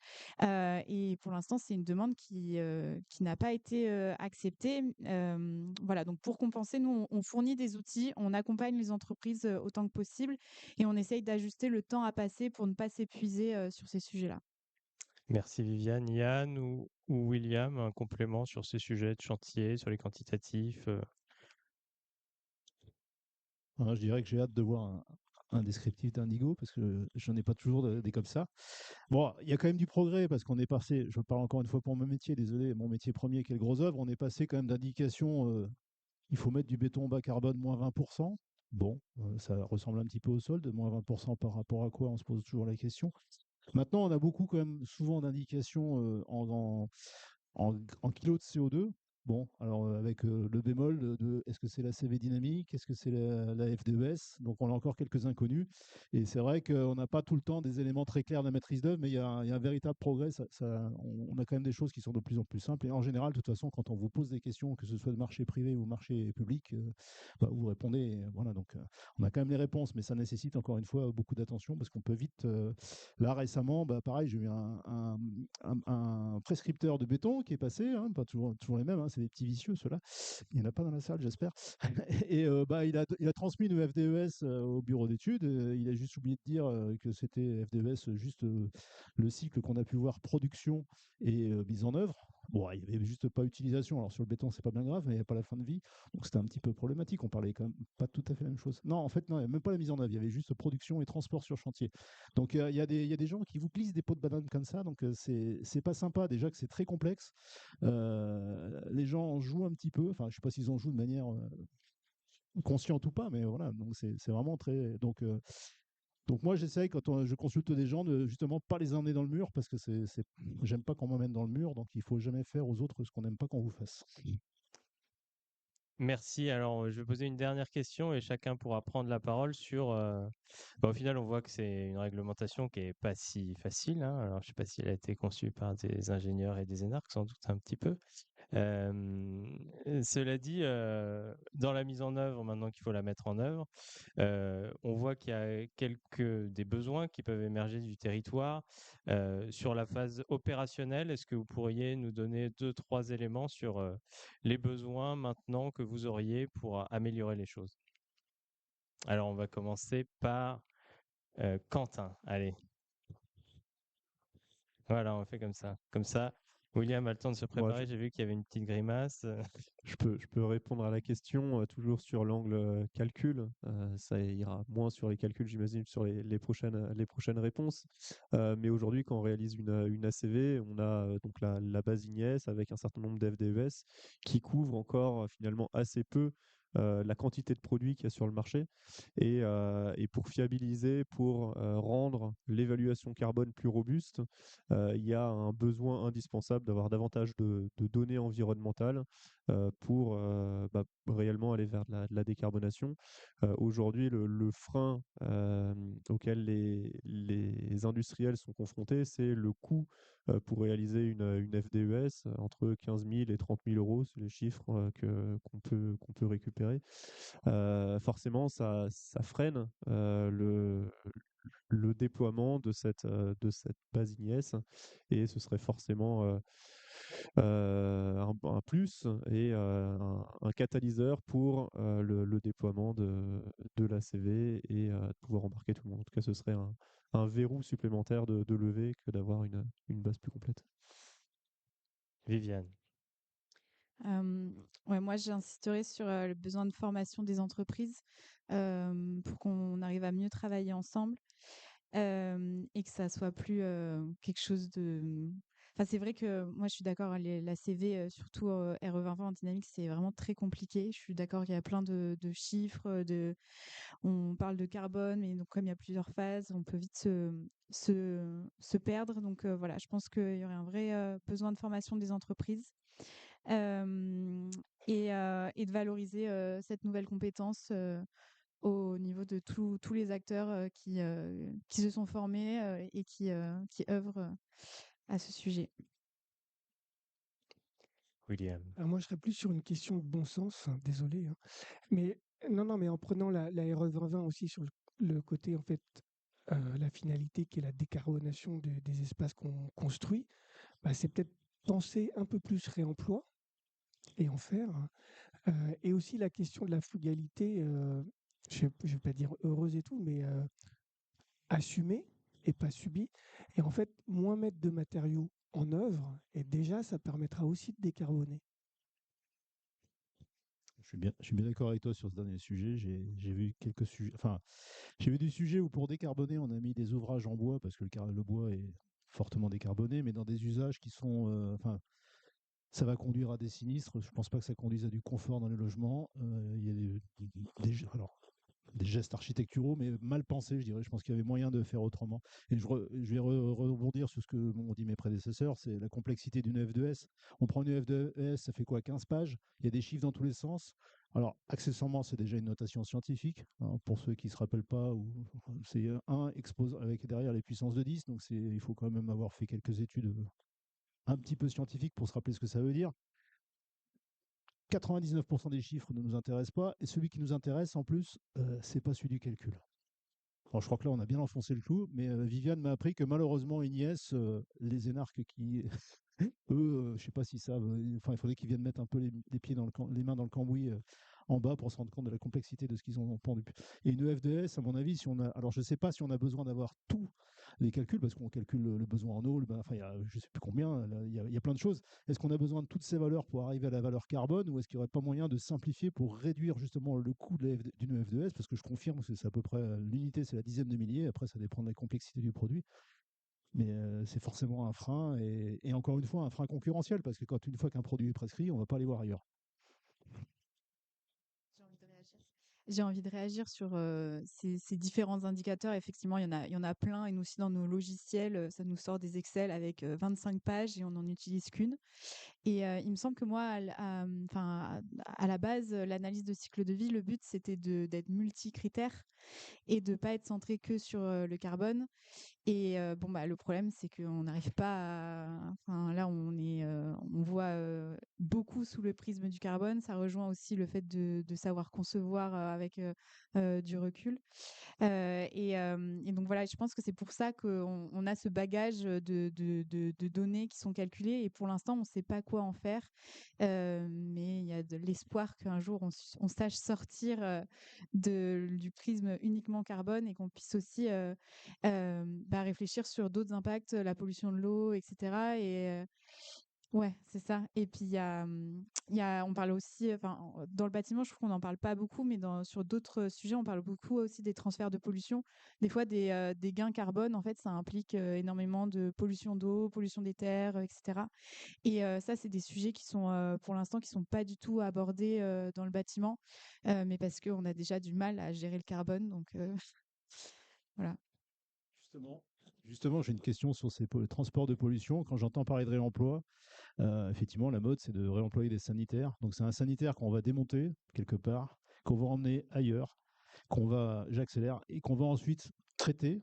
Dans le mot traiter, je ne sais pas ce qu'il y a comme produit, et qu'on va ensuite retransporter pour remettre en place. Là, j'aimerais connaître le véritable coût carbone du matériel réemployé.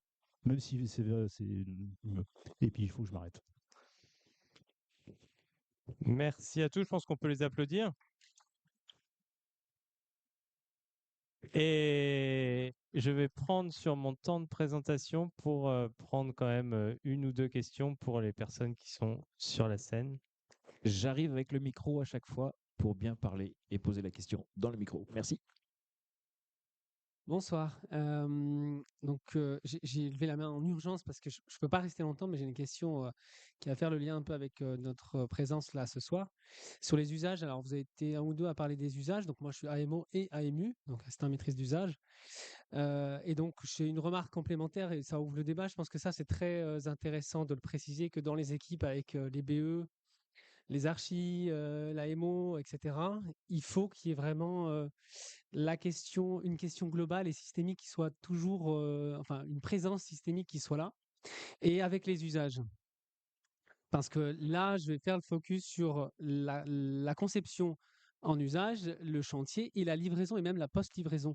La prise en compte des usages, elle est indispensable, mais il faut que ce soit des personnes qui soient assez compétents sur les sujets environnementaux, carbone, énergie, etc., etc. Parce que sinon, ça ne fonctionne pas bien, on se rentre dedans.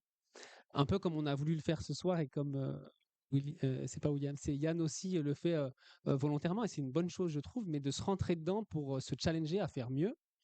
Et donc, je fais le lien avec le sujet de ce soir ici. On se les gèle ici terriblement. Donc, il y a le vent qui nous fracasse la nuque, il y a du froid qui sort. Donc, je pense qu'il y a une déperdition d'énergie. Enfin, pas une déperdition, mais c'est du froid qui est craché. Je vois les dames devant mettre leur manteau, alors peu plus, elles cachent ses oreilles et tout. Je voulais aller chercher mon écharpe. Il y a quelque chose aussi à faire. C'est un détail, hein, mais c'est de l'usage. Ici, on n'est pas en RE2020, c'était de la réhab, si je ne me trompe pas. Donc, il y a un truc d'usage à faire, y compris avec les BE, peut-être financé par l'exploitant ou le syndic, que sais-je, si c'est du résidentiel, pour revenir faire un tour et voir comment ça se passe en vrai pour ajuster. Et c'est pas les facilities ou le property qui va gérer ça dans une tertiaire. Je pense que c'est vraiment un point d'étape du bureau d'études, etc. Bon, ça, c'est le lien avec l'usage que je fais. Ça nécessite pas de réponse forcément, mais je trouvais ça intéressant d'avoir précisé, donc merci déjà. Ok, Et j'en rajoute une couche. merci. Est-ce qu'il y a une question courte sur la RE 2020? Ça serait pas mal. Oui, c'est ça. Qui dit nouvelles normes, dit nouveaux métiers, nouveaux savoir-faire, nouveaux matériaux. Où on est justement la filière de formation pour les différents intervenants et où en est la filière des formations, de formation des formateurs. Qui va former? Formé sur quel sujet? Sur la RE 2020? Bien sûr, qui va former pour mettre les entreprises, informer les entreprises Claire? pour une bonne réalisation? Non? Non? Il y a une prochaine formation chez VAD, le... Oui, bonjour. Donc, moi, Claire Villasi de Ville et Aménagement Durable. En l'occurrence, on est un acteur de la formation, pas des entreprises de mise en œuvre. On s'adresse plutôt aux maîtres d'ouvrage et maîtres d'œuvre aujourd'hui, simplement pour dire qu'il n'y a pas un raz-de-marée de formation, hein. Donc, nous, ça nous interroge. Ça veut dire où les gens se sentent suffisamment aptes et comprennent ce qui nous interroge, parce qu'on a l'impression que c'est quand même très compliqué, c'est très mouvant. Et où les gens s'auto-forment, c'est une question ouverte. En tout cas, je peux pas répondre pour les entreprises. Après, peut-être Frédéric pour les entreprises, et puis peut-être le petit atelier que tu avais mis en place avec Yannick, non? Oui, sur la formation, mais je pense que c'est une partie de la réponse quand même, puisque là, on était sur la formation de la maîtrise d'œuvre, il me semble, et la formation des formateurs, où VAD et d'autres structures proposent des formations. Ça existe, faut s'en saisir, effectivement. Et aujourd'hui, peut-être qu'on fait le constat qu'on s'en saisit pas autant qu'on aurait pu imaginer. Concernant le monde de la construction, nous, on fait beaucoup d'interventions depuis quelques années maintenant sur c'est quoi la RE 2020 comme ce soir, et ça s'est diffusé au sein de plusieurs métiers, la section équipement technique, la section finition, où on appréhende ce que c'est qu'une FDES, etc.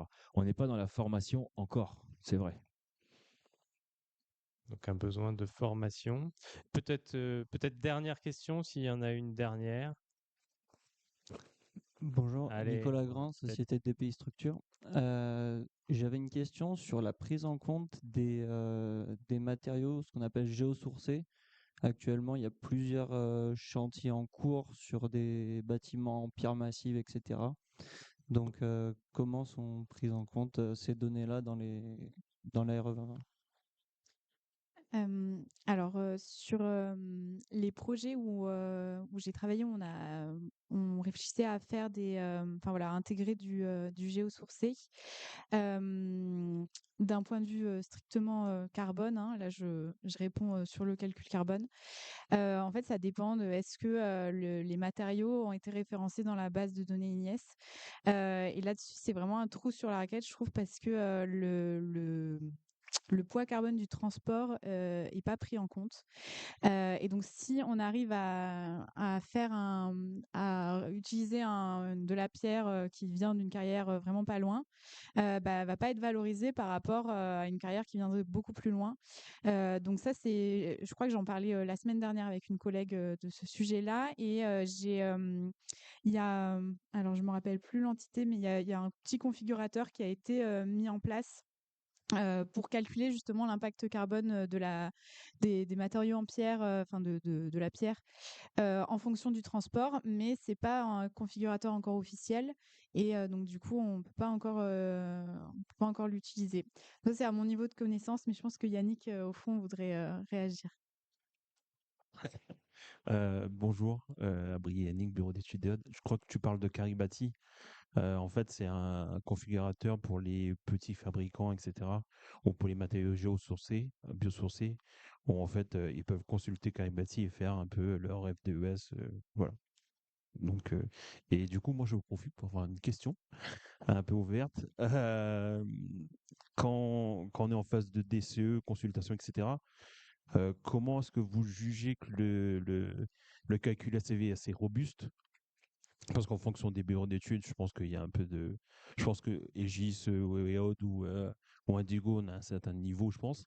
Mais quitte des autres bureaux d'études, comment on peut juger on fait une ACV en Pro DCE, que l'ACV soit assez robuste pour pouvoir ensuite produire un calcul carbone qui soit correct et faire un bon suivi et d'avoir une valeur correcte? Et ensuite, l'application du bureau de contrôle à la fin, comment ça se passe? Parce que du coup, pour l'instant, on n'a pas forcément eu de contrôle sur des projets.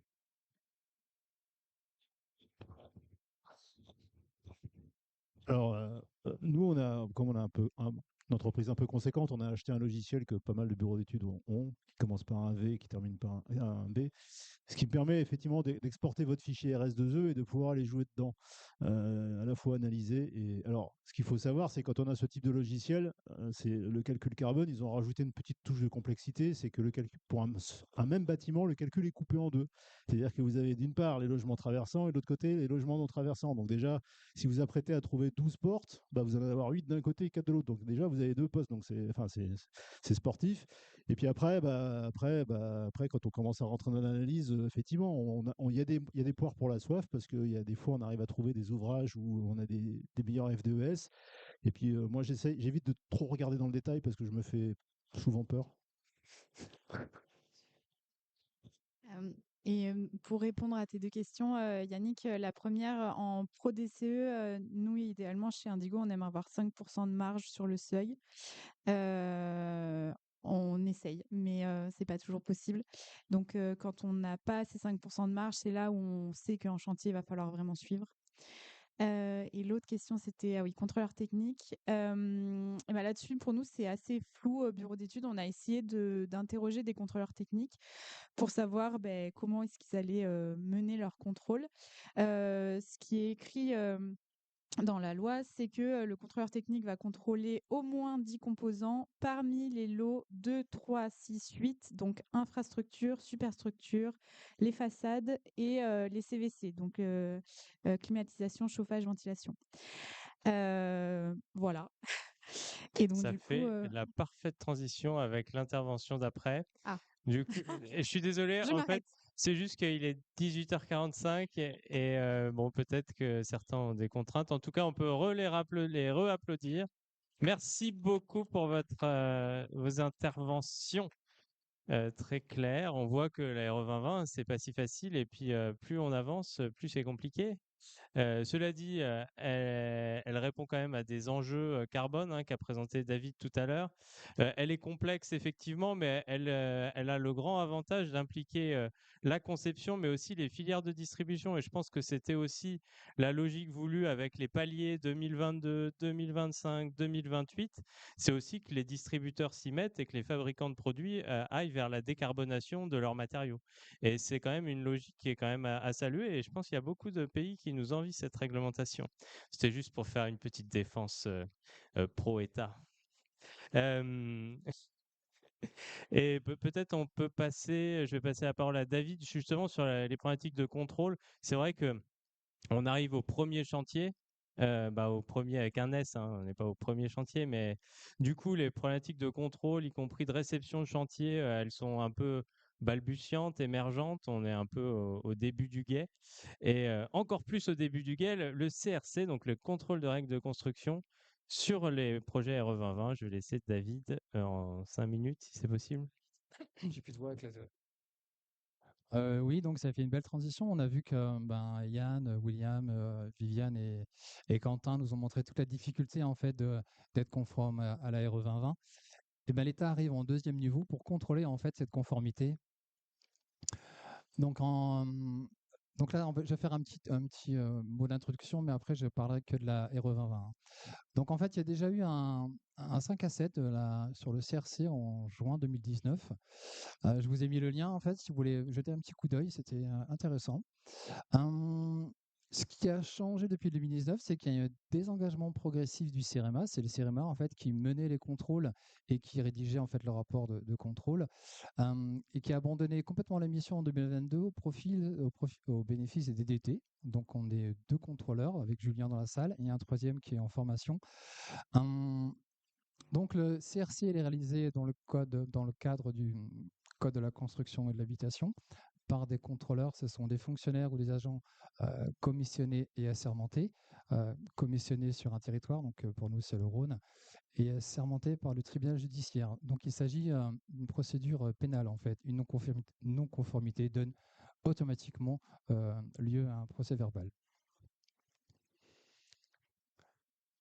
Donc, le contrôle derrière la construction, donc pour la RE20, donc il y a 2 types de contrôle. Il y a le contrôle sur dossier et le contrôle in situ, donc sur site. L'objectif du contrôle sur dossier, c'est de vérifier le respect des exigences réglementaires, du résultat et de moyens de la construction. Donc en fait, on va déjà travailler sur les attestations déposées lors du permis de construire et lors de la déclaration d'achèvement des travaux. Donc l'objectif, en fait, c'est d'identifier les indicateurs RE2020 et de regarder leur conformité. Donc il y a le volet thermique qu'on connaissait déjà avec la RT 2012. Donc là, on va contrôler les données d'entrée de l'étude thermique, ça veut dire la surface de référence, les mètres des parois, les ponts thermiques, linéiques, les caractéristiques. Alors, je précise que je ne suis pas thermicien, les contrôleurs ne sont pas thermiciens, ça peut être une petite information. Vérifier les caractéristiques thermiques des matériaux, des équipements. Donc en fait, on fait une cohérence entre ce qu'on retrouve dans le dossier et les valeurs qui sont intégrées au modèle. Donc après, les exigences de moyens, tests de perméabilité à l'air, l'accès d'éclairage naturel, contrôle de la ventilation, confort d'été, tout ça, on maîtrisait déjà avec la RT 2012. La grande différence, c'est que la RE2020 introduit l'obligation de fournir une attestation du bon fonctionnement des systèmes de ventilation qui représentent quand même 70% des non-conformités lors des contrôles.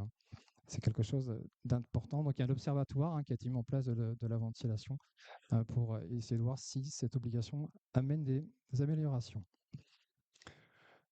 Donc pour ce qui concerne la partie environnementale, donc on va vérifier l'indicateur IC énergie, l'indicateur IC composant et chantier qui donne l'IC construction. Donc là, on a des petits outils développés par le CEREMA, des petites calculettes qui nous aident pas mal, parce que comme on vous a présenté tout au long de cette soirée, c'est des indicateurs qui sont assez compliqués à contrôler.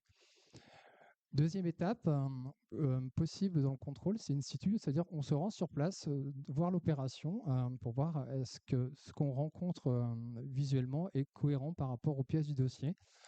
Donc en fait, il y a une visite en cours de chantier et une visite à l'achèvement des travaux. Donc en fait, vous voyez bien, on ne peut pas faire un contrôle sur site si on n'a pas déjà travaillé sur le dossier. C'est vraiment la grande partie du travail, c'est quand même sur le dossier.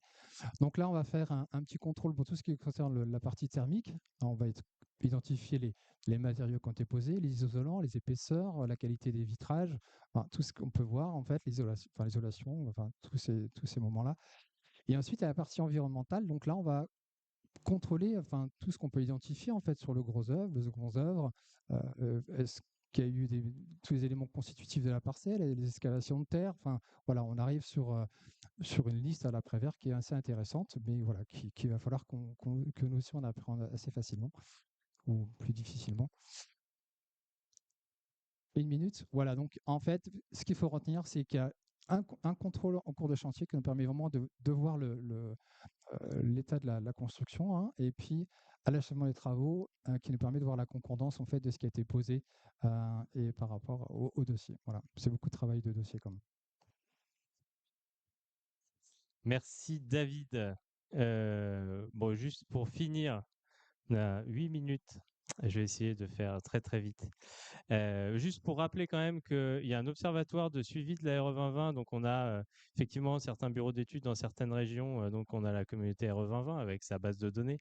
Mais à l'échelle nationale, cette RE 2020 et tous les indicateurs de la RE 2020 sont suivis puisque à chaque attestation, il y a un fichier RS2E puisque l'attestation est générée informatiquement et ça devient une grosse base de données qui est gérée par le CSTB. Et cet observatoire observatoire, il est disponible en ligne, donc on peut aller voir en fonction de sa zone climatique quels sont les indicateurs les plus ou moins faciles en fonction de si on est logement collectif, maison individuelle. On n'a pas parlé de maison individuelle, mais c'est quand même un sujet aussi pour les plus petits projets. Donc je vous incite à aller voir parce que c'est quand même relativement intéressant. La base, elle évolue en ligne. Là, j'ai vu hier que les DACT sur les communes maintenant étaient renseignés. Donc on voyait une carte où donc on voit par exemple sur Villeurbanne, il y a eu 5 DACT, sur Lyon 4, je crois, sur Grenoble 2. Ben, on voit en tout cas que c'est balbutiant, qu'il y a peu de projets pour l'instant sur les logements collectifs. Sur les maisons individuelles, beaucoup plus. Mais en tout cas, cet observatoire est relativement intéressant. Je vous invite à aller voir, mais je ne peux pas trop détailler. Appliquer changement de normes à deux. Alors là, c'est pas des énarques, c'est pas des ingénieurs, parce que c'est à l'échelle européenne que ça a été fait et la France a été obligée de s'y plier. Elle était contre. Mais il y a ce changement de normes qui a été annoncé quand même depuis 2022. Hein, et on savait, les industriels de matériaux savaient que à partir du 31 décembre 2025, CFDES A1, elle serait plus valable. Cela dit, c'est quand même le gros du panier sur la base Ignes. Et à partir du 31 décembre, on ne pourra plus utiliser ces fiches-là, sauf pour les projets qui ont déjà commencé et sur lesquels il y a déjà ces fiches qui ont été utilisées. Mais ça, c'est... Alors, pour, je pense, la majorité d'entre vous, ça ne veut rien dire A1 et A2, mais sachez que ça a un petit impact qui n'est pas négligeable pour certains produits sur le contenu carbone qui est calculé, pas son contenu carbone réel, mais son contenu carbone calculé. Et ça va du coup modifier les calculs, et du coup, ça va être un petit peu impactant. Et notamment parce que on compte un peu différemment le carbone biogénique. On dit qu'on compte tout le carbone biogénique qui est réémis à la fin de vie, alors qu'avant c'était sur 50 ans. Du coup, c'est un petit impact sur les biosourcés en statique et en dynamique, mais moins impactant sur le dynamique. Et puis, le module D devient obligatoire, donc tout ce qui est fin de vie et qu'est-ce que deviennent les matériaux à la fin, ça va être plus impactant. Mais j'ai pas le temps de m'attarder. Peut-être une actu pour ceux qui ne savaient pas encore. Mais il y a l'application au bâtiment tertiaire spécifique. Donc, on a vu à quoi ça s'appliquait pour l'instant. Mais il y a tous ceux-là qui attendent. Ils attendent. Ils sont trop impatients de se voir appliquer la RE 2020. Donc, les hôtels, restaurants, commerces, établissements d'accueil de la petite enfance, bâtiments universitaires, médiathèques, établissements de santé, gymnases, bâtiments à usage industriel. Tous ces bâtiments vont bientôt être soumis à l'ERE 2020 quand le suspense est à son comble. Il y a une mise en consultation publique du décret qui était le lundi 2 juin. Et la DHUP nous annonce une publication prochaine à confirmer d'un décret et d'un arrêté. Donc c'est dans quelques jours, ça fait quelques temps que c'est dans quelques jours, mais je pense que ça sera bientôt.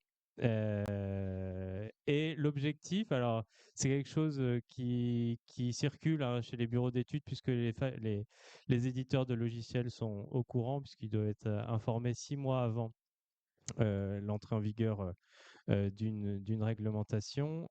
Du coup, ça devrait être applicable à partir du 1er mai 2026 pour les permis de construire déposés après le 1er mai 2026. 4 minutes. Pour le rapport Rivaton. Alors bon, du coup, voilà, hein, préparez-vous si vous êtes en train de construire un hôtel. Préparez-vous soit à poser le permis de construire le 30 avril ou alors à subir ou à avoir la joie de respecter la réglementation 2020.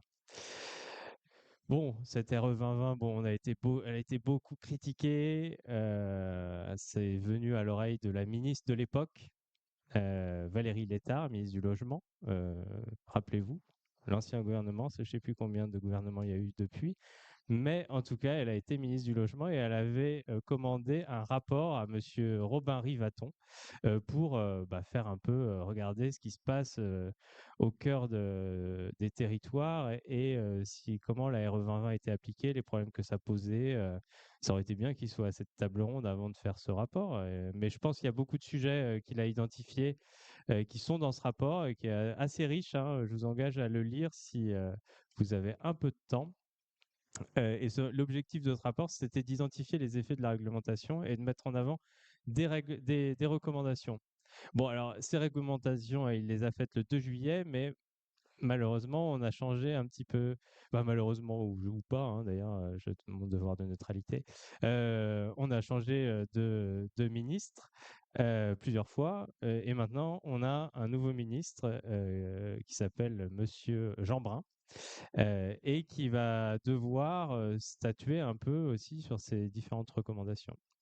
Mais avant les décisions ministérielles, peut-être juste pour redire, dans ce rapport, Monsieur Rivaton identifie quand même des forces, hein, une progressivité de la démarche. Ça a été dit, les jalons 2022, 2025, 2028, un effet d'apprentissage qui pourrait lisser les surcoûts à terme. Donc il y a quand même cet effet d'apprentissage qui est quand même intéressant. Puis on apprend, c'est aussi une acculturation, de la sensibilisation sur le carbone, c'est quand même pertinent. Et puis une dynamique industrielle vertueuse parce que l'enjeu, c'était quand même de challenger un peu les industriels pour qu'ils baissent le contenu carbone de leurs matériaux et que, à terme, chacun y allant de sa FDES individuelle, qui sera le moins carboné, voilà, ça peut être intéressant.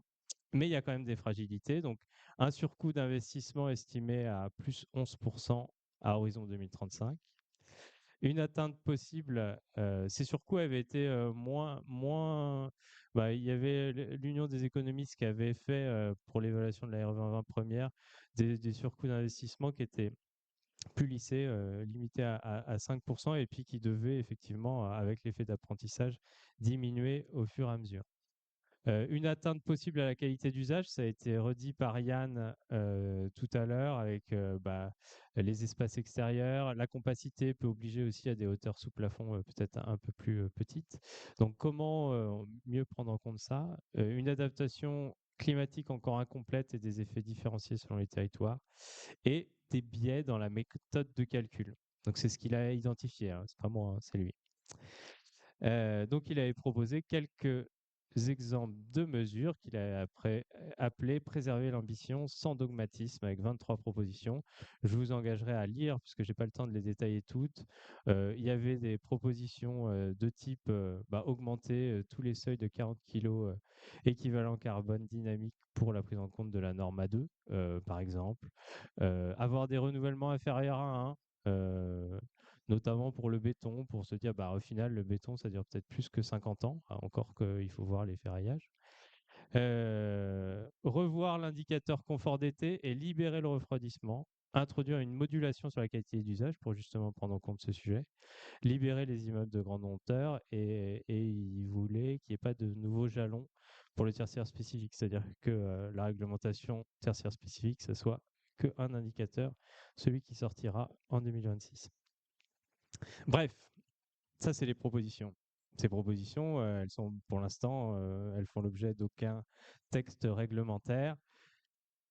Et le ministère a pour l'instant identifié des sujets de court terme sur lesquels il pourrait y avoir des arrêtés pris assez rapidement, avec des améliorations de la RE 2020 réalisables sans trop de difficultés. Donc, pas besoin de faire une étude. Voilà, si on doit monter les seuils de 40 kg, ça ne doit pas être très compliqué et ça ne doit pas bouleverser non plus l'équilibre carbone. Alors, j'imagine que cette proposition est dans cette case-là. J'espère que oui. Mais c'est pas sûr. Des sujets de moyen long terme, amélioration de la RE 2020 sous réserve d'une étude technique. Par exemple, le confort d'été, comment on remodélise. Il y avait une grosse critique du DH dans le rapport Rivaton. Je ne sais pas trop pourquoi, mais bref, il a dû consulter des bureaux d'études qui ont fait ces critiques. Et puis des propositions qui entrent plus fondamentalement en contradiction avec les objectifs de la RE 2020. Voilà. Donc, on est dans l'attente. Une prise de décision de la part du ministre et de son cabinet est nécessaire avant de publier des textes qui doivent être signés par soit des ministres, soit des directeurs d'administration centrale. Voilà, donc on en est là. Et c'est la fin et on a 2 minutes de retard.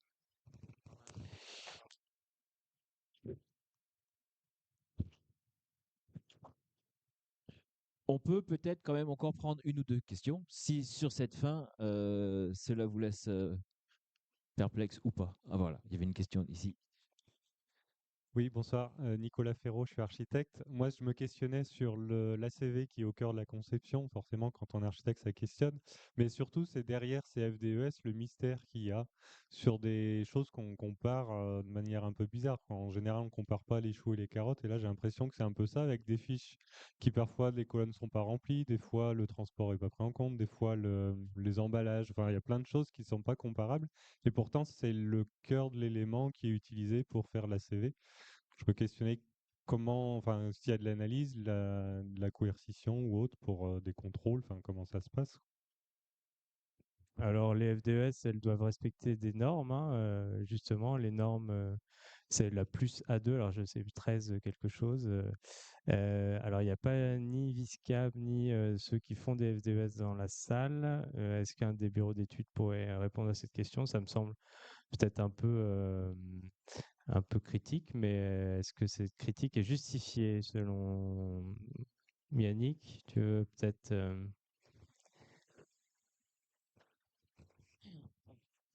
Normalement, les fiches doivent respecter la norme NFEN 15804 plus A1 ou A2. Donc, il y a une norme qui est respectée. La difficulté, c'est que typiquement, par exemple, comme Yann l'a dit tout à l'heure, c'est que il y a des fiches qui sont transmises qui ne comprennent pas tout le cycle de vie. C'est-à-dire qu'il y a juste la partie production et pas la phase mise en œuvre et fin de vie. En fait, du coup, ça fait un gros morceau qui est tronqué. Et en fait, faut vraiment, enfin, quand on reçoit la fiche, en fait, il faut vraiment vérifier. De toute façon, c'est écrit normalement en en-tête si c'est une FDES ou une EPD. Une EPD, c'est juste que c'est une FDES à demi tronquée où on n'a pas toutes les valeurs carbone.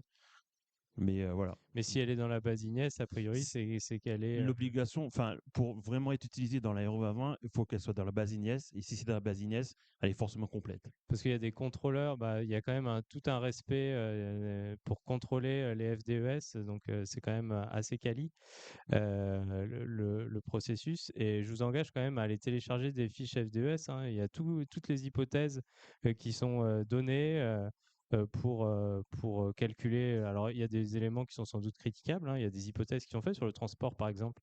Il y a souvent des hypothèses parce qu'on ne sait pas où sera le chantier par rapport au site de production. Cela dit, bah, c'est le moyen qui a été utilisé pour savoir comment compter le carbone. Viviane, tu voulais aussi... Il y a aussi, enfin, je sais pas si ça c'est clair, mais dans les FDES, il y a toujours une unité fonctionnelle. Et donc cette unité fonctionnelle dans la base d'une ACV, elle a été faite justement pour permettre la comparabilité d'une fiche par rapport à une autre. Donc on ne peut comparer des fiches, on ne peut que comparer des fiches qui ont la même unité fonctionnelle. Et ça me permet aussi de rebondir sur l'histoire des 50 ans du bâtiment. En fait, aussi, pourquoi est-ce que, enfin, ce que j'ai compris, hein, pourquoi est-ce qu'on a établi 50 ans en durée de vie d'un bâtiment? En fait, c'était juste dans l'idée de pouvoir comparer les impacts, enfin les bâtiments, les résultats, les impacts carbone des bâtiments les uns par rapport aux autres aussi. C'est dans une logique de comparabilité aussi.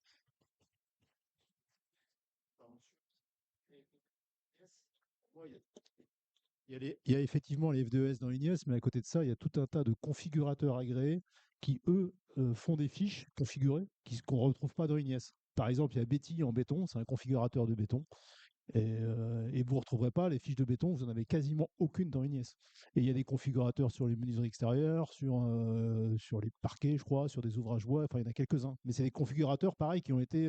alors, ce n'est pas la norme citée par Yannick, parce que je n'arriverai pas à leur dire, mais c'est des configurateurs qui sont agréés.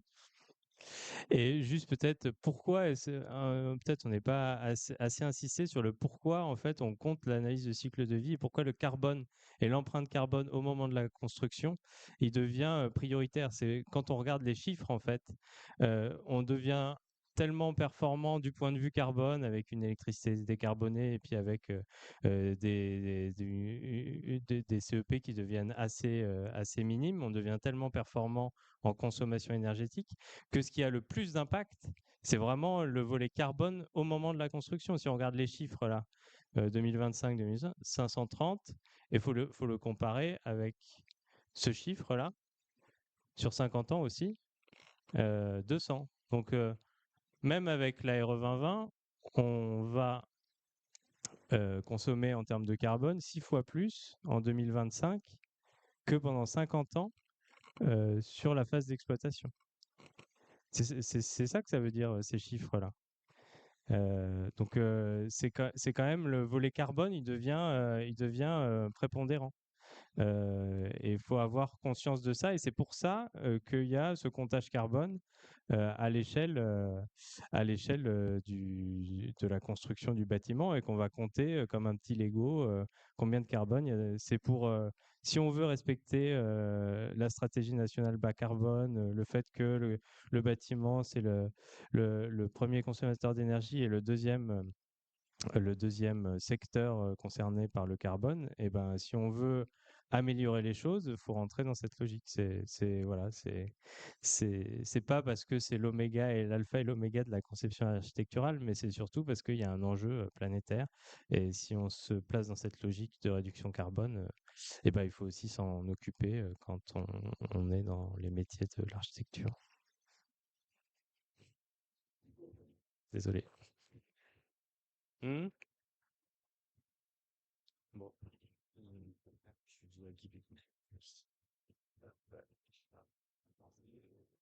Donc, pour conclure cette soirée, déjà, je tiens à remercier nos intervenants pour leur prestation de qualité.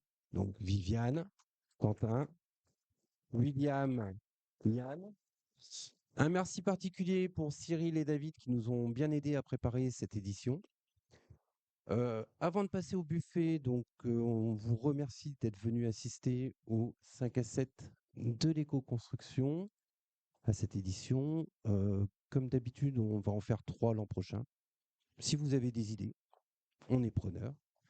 Et puis, on vous souhaite une bonne fête de fin d'année et on se rejoint tout de suite au buffet. Merci beaucoup. Merci beaucoup.